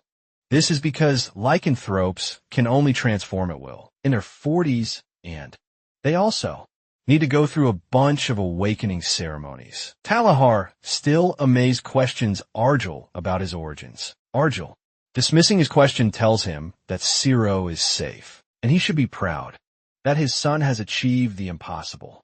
Talahar calls him an insolent prick and asserting his dominance. He threatens to pull him out by force. Argyle is unfazed by his show of strength, simply saying they need to have a good chat before pulling Talhar into the inner darkness. Talhar calls his move shallow, taking note that he is inside the mental world. He then sees Argyle chilling somewhere and asks if that is his true form, but Argyle ignores him. Talhar, refusing to back down, asks again but gets no meaningful response. He was only asking to determine whether Argyle is a friend or foe. Argyle questions him, wanting to know who the enemies of the lycanthropes are. He explains that Talahar's answer would define their relationship. After a brief pause, Talahar reveals that they are being hunted by the Emblem of Light, a cult belonging to the Light constellation. Being that this cult is also his enemy, Argyle decides it would be wise to befriend Talahar, still hung up on Argyle's identity. Talhar presses him again, asking who he really is. Argyle simply replies that he must take revenge. Talhar finally calms down, where he senses the darkness and depth of Argyle's will to take revenge. He likes the kind of deep-seated longing, so he tells Argyle that he doesn't need to explain further. Argyle thanks him for his understanding and adds that his life was much like the darkness here, filled with fear and terror. He continues, saying that Ciro was different from him, because despite how terrible life in solitude was, he still held on to hope and refused to break. Argyle also explains to Talahar that Ciro endured, believing he could one day return home to his father. He then questions Talahar, asking whether he wants a son or a warrior. Talahar calls the question stupid, asking if Argyle expects him to act like a father, recalling everything Surau has been through. Under his care, Argyle is not satisfied with Talhar's answer and decides to choose him, releasing his killing intent. Argyle warns that he will not hand Surau over if Talhar does not intend to treat the boy like a son. The room tenses instantly as Talhar also prepares to fight, wanting to assert his dominance. He calls Argyle an unwise human, sternly warning him not to complicate things further. After fiercely staring at each other for a while, like two giant roosters, Talahar starts laughing, breaking the icy silence between them. He claims Argyle is ridiculous for saying something like that to him. Talhar, deciding to leave things as they are, informs Argyle that he will be back after the end of the contract period. Although Argyle's strangeness entertained him, Talhar still warns him to hand over his son the next time they meet, and threatens to drag him out if he refuses. They return to reality, and Talahar leaves after his warning. After watching him leave, Bulimio thanks Argyle for helping him smooth things over. Argyle complains about his ordeal, reminding Bulimio he didn't do it for free.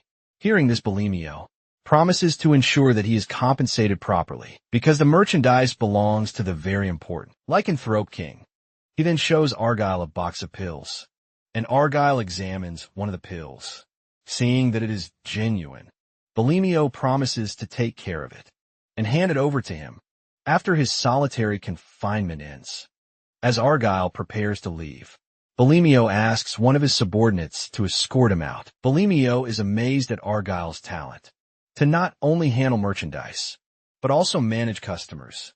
Meanwhile, Anton is still outside waiting for Argyle to return. While waiting, he reminisces about when he first met Argyle. 15 years ago, the galactic government issued an evacuation notice for Anton's home planet. Anton fiercely fought against the galactic government to protect his home, but he lost and was imprisoned in solitude. He was in constant agony, knowing he would have to live out the rest of his life in the worst prison in the universe. He even turned that pain into intense rage and spent years in solitude, wandering and fighting inmates like a madman. At some point, he fought until he almost reached the point of death. But just when he was about to give up the ghost, Argyll found him. Argyll saw that his eyes were burning with revenge, even though he was about to die. He told Anton that he liked fighters who clung to hope, even in hopeless situations. Argyll offered to make a deal with him, promising to show him what it feels like to realize his dreams. Back in the present, Anton stops himself from being overly sentimental about the past. Soon he senses a chill in the air and realizes that someone wrapped in cold is approaching. Moments later, Alicia, a Class 6 prisoner, arrives and asks if he gave his soul to Argyle. Anton calls her the former Grade 6 champion and claims that he knows a lot about Argyle. Alicia, clearly irritated, tells him not to act like a know-it-all. The two of them quickly get into an argument, each trying to prove that they know Argyle better than the other, deciding to be the bigger person. Alicia decides to let it slide since he also serves. Argyle, sounding condescending.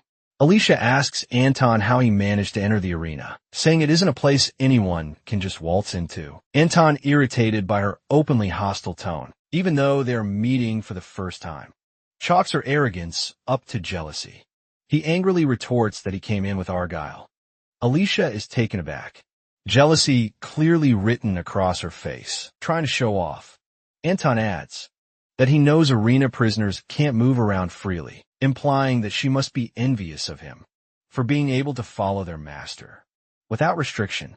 Filled with jealousy, Alicia pulls out her ice blade, glaring at Anton as she angrily tells him she hates him. Anton, matching her intensity, responds that he feels the exact same way and beckons her to bring it on. At first feeling confident, he looks down on her sword, considering it weak compared to his massive mallet. But soon his expression changes to one of surprise, and he is impressed to see the extent of her power as she rises into the air, preparing to strike him. Anton loses his favorite cap and a few furs during the strike, yet he manages to withstand the attack, barely holding his ground, refusing to back down. Alicia closes in and unleashes a flurry of rapid, precise strikes in close combat. Anton, relying on his strength and reflexes, blocks each attack, but when he tries to retaliate, Alicia effortlessly dodges every move with incredible speed and agility. Anton roars in frustration and prepares to strike again, but Alicia surprises him by launching a barrage of sharp, glimmering icicles. He dodges them just in time and draws his sword, meeting her in a clash of swords. The fierce duel between them continues relentlessly. For a while, Anton fights with all his might, but he gradually becomes overwhelmed because Alicia is faster and way too flashy with her moves, despite his strength and experience. Anton finds himself struggling to keep up with her relentless assault. Realizing just how formidable his opponent truly is, he decides he's had enough of warming up and prepares to unleash his ultimate technique, Domain Expansion Earth. This ultimate technique causes Anton's body to grow larger, his muscles and frame expanding with immense power. His armor, unable to contain the transformation, shatters and falls off. Watching this, Alicia's eyes widen as she realizes he is the legendary prisoner, known as the Weapon Master, rumored to be able to command countless weapons with unmatched skill. Moments later, Anton fully transforms into a colossal, fierce bear with 4 powerful arms. One hand grips a massive sword, another wields his mallet, while the remaining 2, clad in armored gauntlets, hold a gigantic axe. Fully equipped with his overwhelming new arsenal, he roars, announcing it is his turn to show off, and lunges forward toward Alicia with terrifying speed and force before their weapons can clash. A commanding voice echoes through, demanding they halt. Argyle appears, stepping between them, effortlessly restraining the two, though both still thrash and struggle, like children caught in a petty quarrel. With a single stern look, Argyle firmly commands them to stop.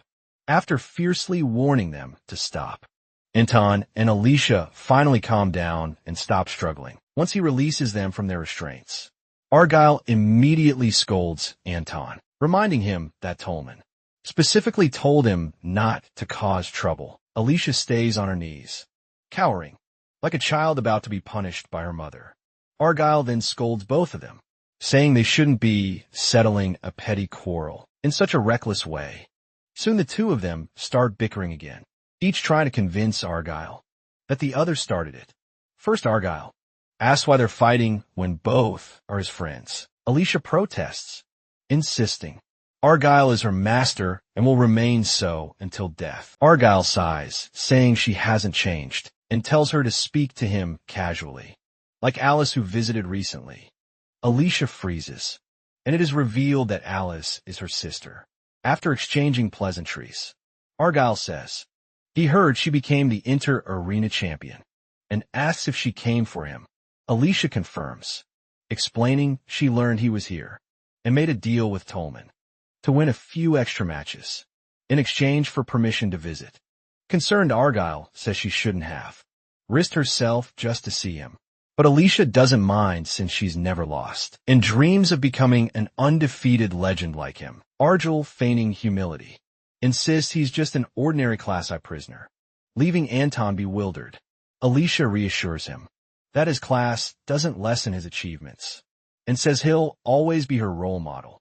Soon Tolman's voice crackles over the intercom, announcing that he's had enough of their soapy reunion. He orders Argyle and Anton to step out of the arena, but Argyle refuses, explaining that they intend to look around for a bit. He instructs Anton and Alicia to follow him, hinting that he plans to show them something, and introduce them to someone.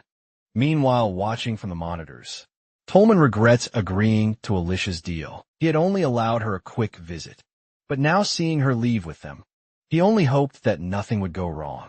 Later, Argyle, Anton, and Alicia arrive at the nuclear power plant. The electricity generated from it powers the entire Solitude system.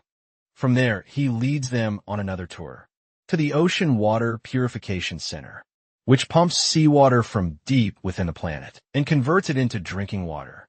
Argyle explains that gladiators can drink as much water as they need, which is why so many aspire to become arena fighters. As they make their way to the next stop, Anton and Alicia start bickering like children. They soon arrive at the animal breeding facility, where Solitude's creatures, like the grotesque, janitors, and fire-breathing dragons are raised. Anton is stunned, unable to believe a place like this actually exists. Argyle explains that the galactic government permits it, provided they share their research data. Anton is amazed by how much Argyle knows about all of this. Moments later, they reach a lab where Tylen, a Class 7 life science clerk, who had been expecting Argyle, steps out to meet them. Without wasting time, she asks if the others intend to listen as well. Argyle nods and tells her to speak freely. Tylen begins explaining his condition and brings up his medical stats based on his projected life expectancy. She says it's a miracle Argyle is still alive, and there is no way for her to stop his body from slowly shutting down. Anton is stunned, and Tylen adds that Argyle's health has worsened because of possession. She explains using a child's body makes it even worse. Anton is devastated, knowing Argyle possessed him several times in the past to help him grow stronger, unaware that each instance drained Argyle's life. Tylen warns Argyle to stop using possession entirely. When Anton asks if Argyle's body can still be restored, Tylen says it's possible and shows them an image of a miracle pill that could keep him alive. Argyle tells her that Bulimio has already promised to give him the pill once his solitary confinement ends. Eager to get sooner, Anton asks Tylen how he can obtain one elsewhere. To their shock, she explains that the pill is extremely expensive. That one dose costs as much as an entire planet. An awkward silence follows before Argyle sends Alicia and Anton outside, so he can speak with Tylen privately. As they leave, Anton suspects Alicia already knew about Argyle's situation. When he questions her, she calls him stupid for not figuring it out sooner. Annoyed, Anton turns to scold her, only to see tears already streaming down her face. After they're gone, Argyle asks Tylen about the situation outside Solitude. She tells him that the Order of Constellations has taken an interest in darkness, and that Krasman has been trying to stall them, but he's nearly reached his limit. Tylen adds that Argyle must stop storing the merchandise, and that Kreisman has ordered her to give Argyle the pills for free once he completes the contract. Hearing the words free pills makes Argyle's skin crawl. He knows that a businessman never gives anything away without an agenda. Argyle realizes that the only reason he'd offer something for free as if he intends to gain leverage over him. He immediately refuses the offer, saying he won't accept any freebies. Tylan is impressed that Argyle still maintains his usual principles. Next, she informs him that Alicia's market value recently skyrocketed. She explains that Alicia has been spending all her winnings buying him pills, and so far, she has been able to buy only 2. Talon says Alicia can actually sell herself to the richest universe to escape the darkness. However, she chooses to stay in solitude just because of Argyle. Argyle finds her sacrifice unnecessary, and even though Alicia would be disappointed to hear him say that, Tylan also agrees with him. She didn't want to say it in front of the other two before, but Tylan finally reveals that his body might not be able to endure for long, even with the pills. Argyle says he already felt it, and thanks her for the warning.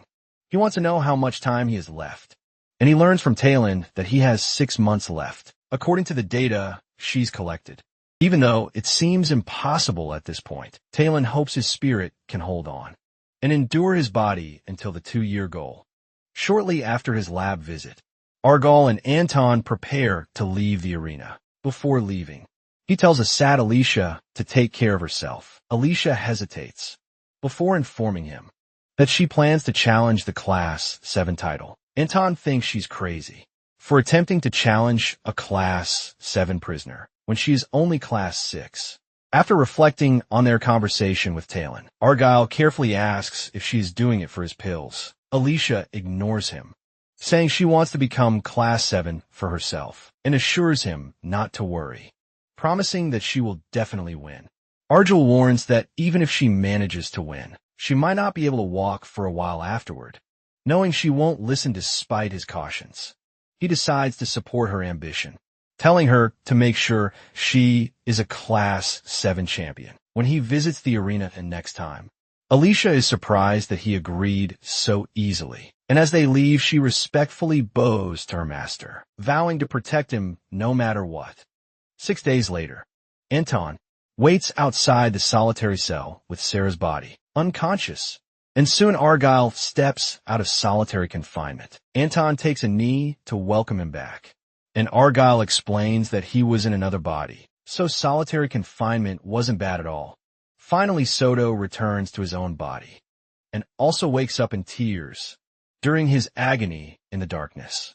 He couldn't feel anything, but now he is deeply grateful that he can feel something again. After tearing up a little more, Soto notices Anton beside him and jumps up. Startled, Argyle introduces Anton to him as a friend. Suo can't believe a giant bear can also be a friend. But then he recalls Argyle mentioning it previously. Even though Soro is still a bit groggy, Argyle gets down to serious business, seeing that they might run out of time before he can fully educate him about the liberation. With the event starting soon, Argyle explains to him that the liberation is quite similar to the summoning and release processes, all of which Soro has experienced before. He tells Siro to stay sharp in order to survive, warning him to move only during the day and never at night. As Argyle turns to leave, Siro tries to remember everything he said, but some of it slips past his memory, making Siro panic. Moments later, Jacob meets up with him, saying Bulimio sent him to give Argyle the 3 doses of pills. As promised, he then informs Argyle that liberation starts in an hour. After handing over the pills, Jacob takes his leave, and Argyle quickly examines them before swallowing them. Almost immediately, his body is reinvigorated, his muscles visibly buffing up. Anton, curious about his next plans, asks what he'll do now. Argyle explains that he was just thinking about how to spend his time, since he can't possess anyone anymore. Basically, this was his hobby, and now he can't enjoy it anymore. Anton thinks it's for the best, to avoid further damage to his body. But to Argyle, it feels like loneliness, which he considers cruelty. Trying to cheer him up, Anton suggests they focus on the upcoming liberation. He promises to find Argyle, even if they get separated. Later, Anton excuses himself, preparing to go find some honey before joining them. After promising that he won't be long, Anton stammers, asking Argyle if he also likes honey. Argyle notices his fidgety behavior and immediately realizes he's lying. In truth, Anton doesn't want Argyle to worry about him during the liberation, so he uses the search for honey as an excuse to leave. During the awkward silence, Argyle contemplates his next step, quietly resolving to take down anyone or anything that threatens his friends. In this oppressive darkness, he vows never again to be complacent, just like in his past, when he was always passive and tried to avoid any conflicts. Argyle swears his days of living like a fugitive are over, and now he plans to take down all his troublesome enemies, one by one, especially Darkest, who has been chasing him at every turn, since he can no longer do possessions, which have been his favorite pastime. Argyle concludes that hunting and taking down his enemies might actually be a thrilling new hobby for him. Suddenly the alarm blares loudly, signaling the beginning of the liberation.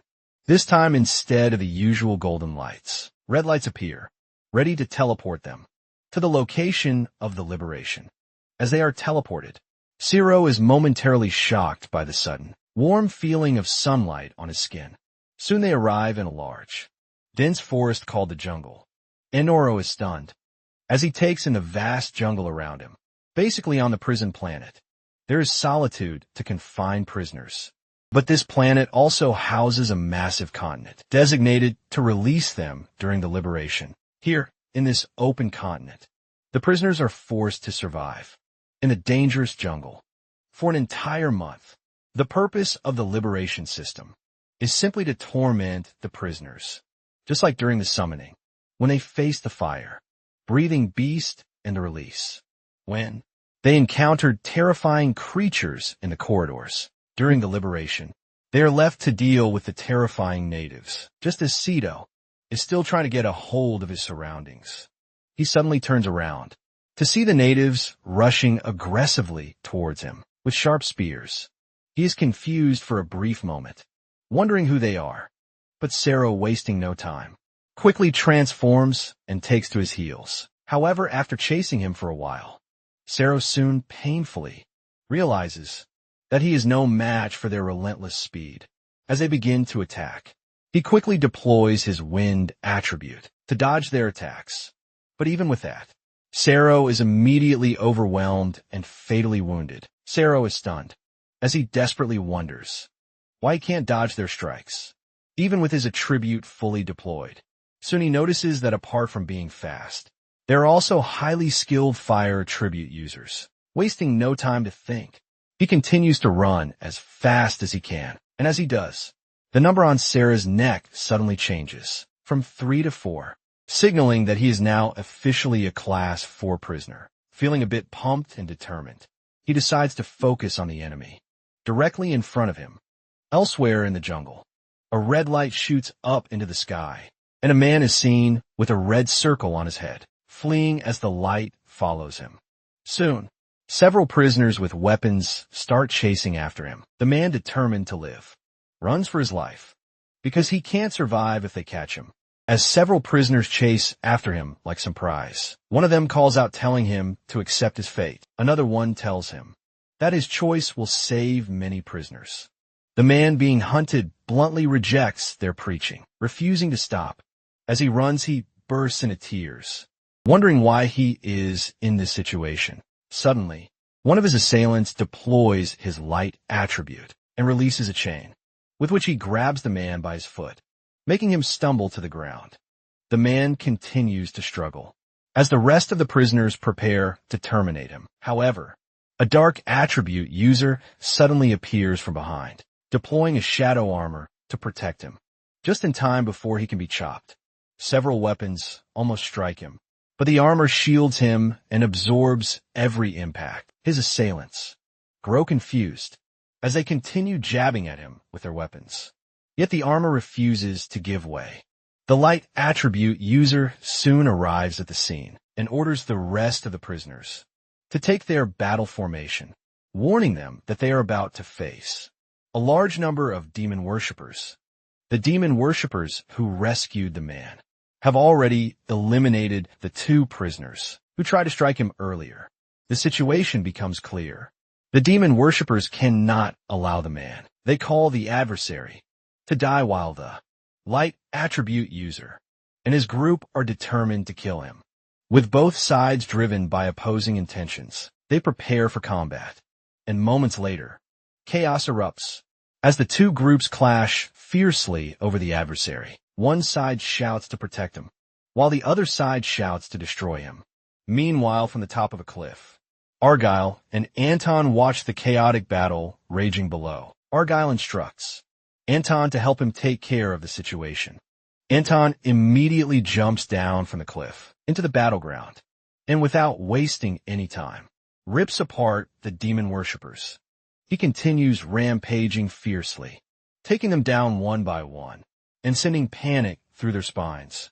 As the battlefield becomes stained with demon vermin, blood at this point, it is no longer a fight, but a merciless thrashing driven by vendetta. After lining the field with their corpses, Argyle joins Anton below, as the prisoners erupt in joyful cheers, praising their savior, the light attribute user from earlier, Barura, a Class 6.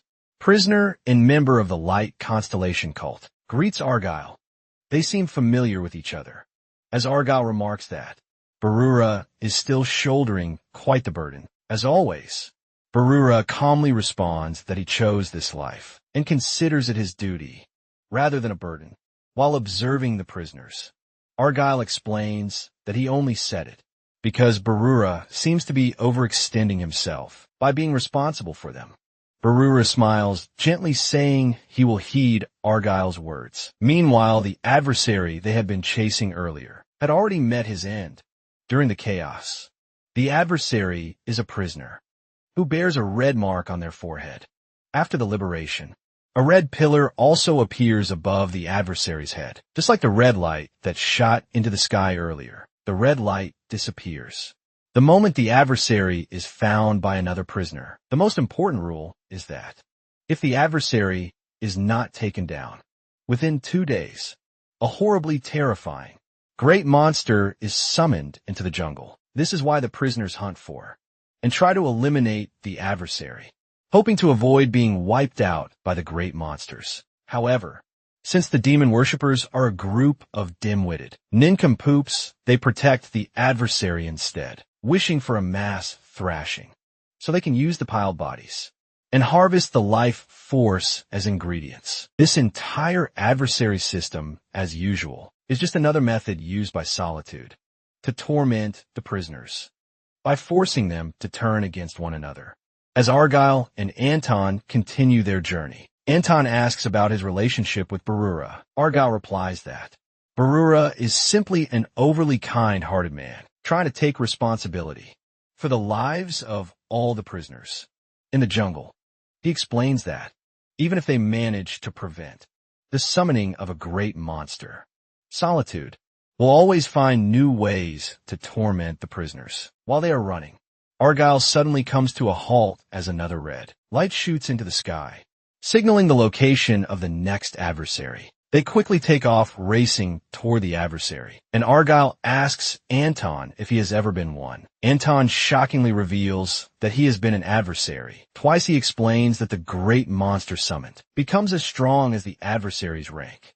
He adds that the great monster summoned for his 6th class self eliminated a massive number of prisoners in the jungle. Back then, Anton says he is not ashamed to have survived after becoming an adversary, even though many prisoners were taken out.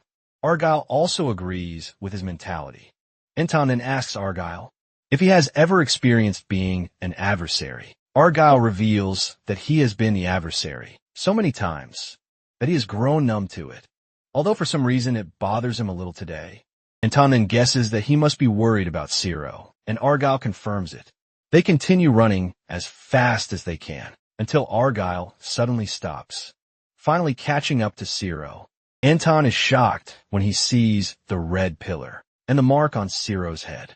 Ciro, not understanding the situation, tells Argyle about the strange mark on his forehead. Argyle is not surprised, since he had already guessed it earlier, which is why he was racing toward the light.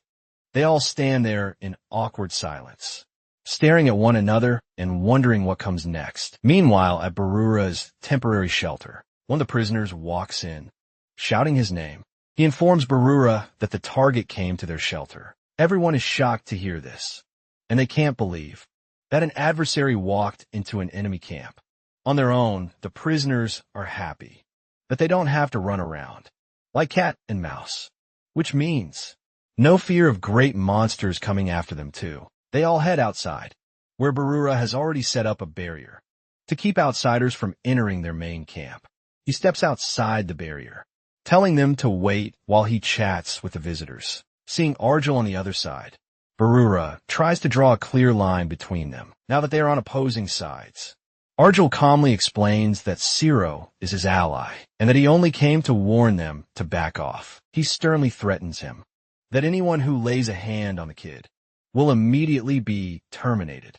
Barura is terrified as he wonders who exactly Ciro is. To Argel, he breaks into panic sweats, knowing that the situation might turn chaotic. Barura is torn as he contemplates what to do, because if a great monster is summoned, the prisoners might die. But if they fight Argyle, they will certainly be wiped out, leaving no exceptions or survivors. Seeing that Argyle came all the way here, Barura realizes he must be trying to extend him an olive branch, so he decides to test it. He asks Argyle for his all-time favorite thing, making deals which always piques his interest. Barura asks Argyle to work with them. Since the monster will show up tomorrow, they can hunt it together. As silence falls between them, Barura quietly hopes Argyle accepts the deal, because if they try to hunt the adversary, he will just wipe them out like troublesome ants. Barura is not even worried about the great monster anymore, because he knows that the old man can easily handle it. On his own, he turns to look at his followers, hoping they can also read the situation and not make a fuss. Still getting no response, Barura bows his head, thanking Argyle for being considerate enough to offer them a way out. The prisoners don't seem too happy about their leader surrendering as they begin questioning how they're supposed to survive the great monster. Barura asks Argel again, just to make sure they are clear on the deal. Argel then asks what he gets in return for protecting them, and Barura offers him his life. Hearing this, the prisoners are surprised, while others are angry. As they try to convince him otherwise, they wonder what would happen to them if anything happens to their leader.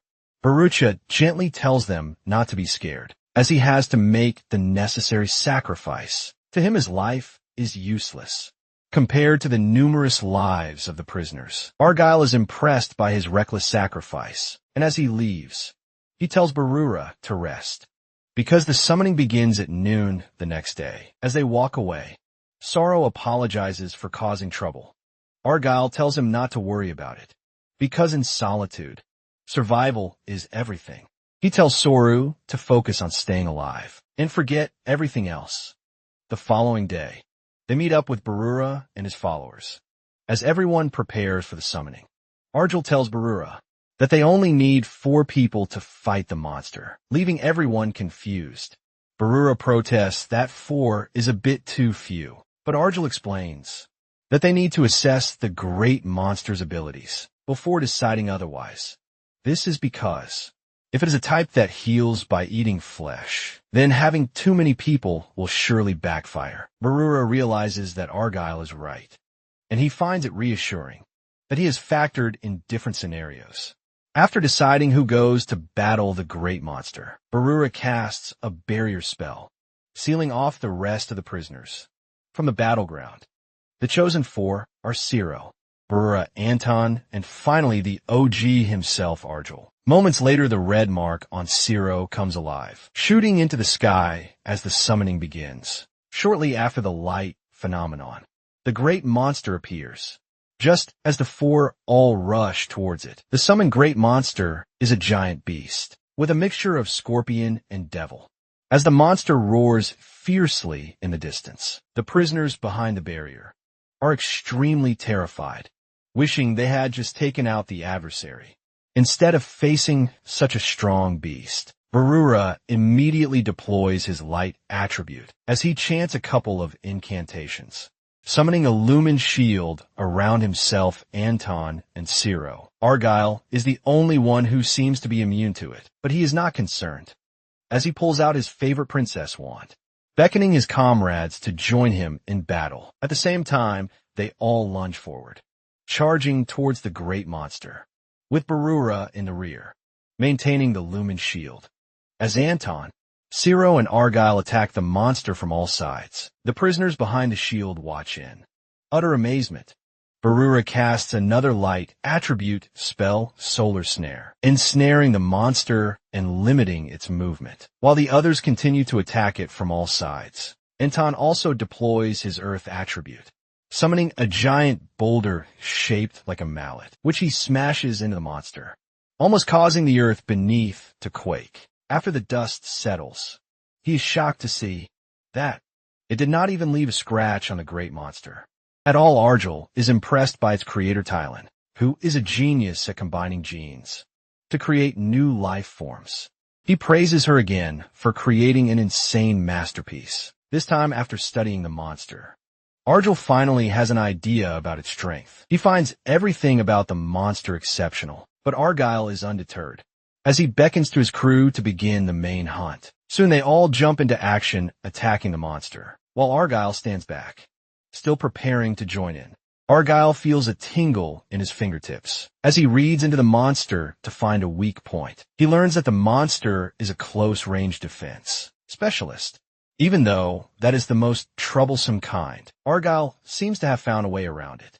Moments later, Anton gets injured by the monster's attack. After feeling its direct hit, Anton realizes that the monster is a Class 7 rank. The monster lunges towards him, but Anton dodges its strike, while also noticing that it is fast and can deflect most attacks, even if one manages to strike it. Its hide is too tough, leaving no damage. Despite all these daunting issues, Anton pushes forward, knowing he is not fighting alone. From the rear, Barura supports him, repairing his injuries with light magic. Meanwhile, Argyle decides to borrow Sarah's body. For a moment, he forms a connection to him and takes control, transforming Sarah's body into its complete lycanthrope form. Anton is left speechless as he watches Argyle launch himself into the field using Sarah's body. Argyle calls out to him, and Anton understands what he means, as he also transforms into his full beast form. As Argyle and Anton charge into the battlefield, with guns blazing, Argyle tells him that it is time to end the game. He then instructs Barura to use his magic to heighten their reflexes and speed to the highest possible level. Barura immediately unleashes his light attribute and pours his blessing magic over both of them as they confront the giant monster. The battle intensifies as Argyle and Anton relentlessly attack the monster, leaving it no breathing space. Argyle urges Anton not to pause, and Anton obeys, with all four arms equipped with weapons. Anton, the master of weapons, keeps at it, swiftly jabbing one weapon after another. Argyle does not let up, as he rapidly claws at the great monster, while Barura's light blessing boosts his speed. Feeling its space grow tighter, the monster retaliates and strikes at them from both sides. Realizing that they will make no progress at this rate, Anton decides they need to use his secret ultimate ability. Barura, urging Argyle to end the battle quickly, casts a spell that deploys a double solar snare to trap the monster. Argyle then tells Anton that it is his turn, and they are counting on him. Anton, fully confident, assures Argyle to leave everything to him. He charges at the monster, releasing strike after strike with remarkable speed. Soon, Anton's thoughts drift to how happy he has been lately, fighting side by side with his esteemed master. Once he has attacked to his satisfaction, Anton places his hand on the ground and channels his earth attribute, Grasp of the Earth. With this ability, he commands the land to form massive hands of solid earth.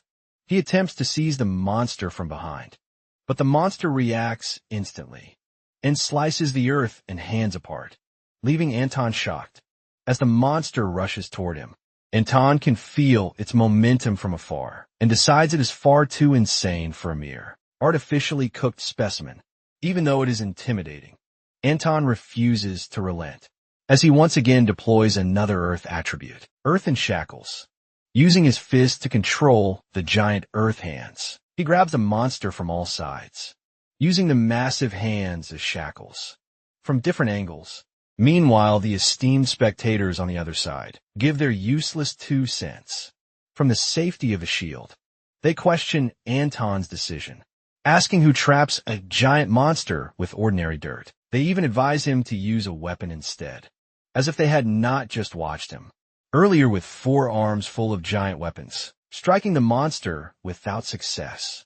But unknown to them, Anton's earthen shackles can temporarily change the enemy's attribute. To Earth, Anton does not care if it breaks free, as long as he can restrain the monster for only a few seconds, so that Argyle can deliver the finishing blow.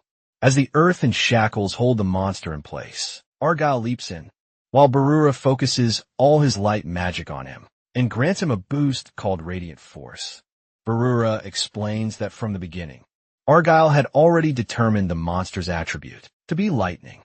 Since lightning is grounded by earth, and earth is cut by wind, Argyle devised a step-by-step plan to render the monster vulnerable.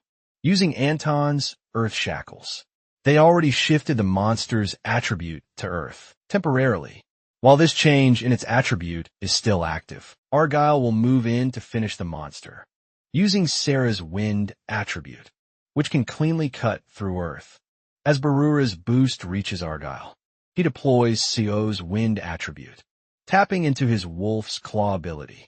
Argyle swiftly tears through the monster with his claws. The monster is fatally wounded in the attack, and even loses one of its stingers. As it breaks free from Anton's earth shackles, it roars in pain and staggers toward them. Anton grabs it from below, while Barura traps it with his double solar snare. Argyle commends him and takes a powerful leap, wolf claws still out, then forcefully slashes at its head, destroying it completely. Seeing that the monster is finished, Argyle solemnly tells it that its purpose of creation has been fulfilled, saying it can now rest. As the monster crashes to the ground, a powerful cheer erupts from the prisoners behind the shield as they rejoice, catching and eating bugs to celebrate. Another day, surviving Solitude's torment. A breath of relief washes over Anton and Barura as the prisoners continue cheering. After surviving a great monster summoning, once again, hope ignites in the hearts of over 100 survivors as they watch Argyle and the others standing beside the fallen great monster. This renewed hope is sparked by none other than one old prisoner Argyle Rastros.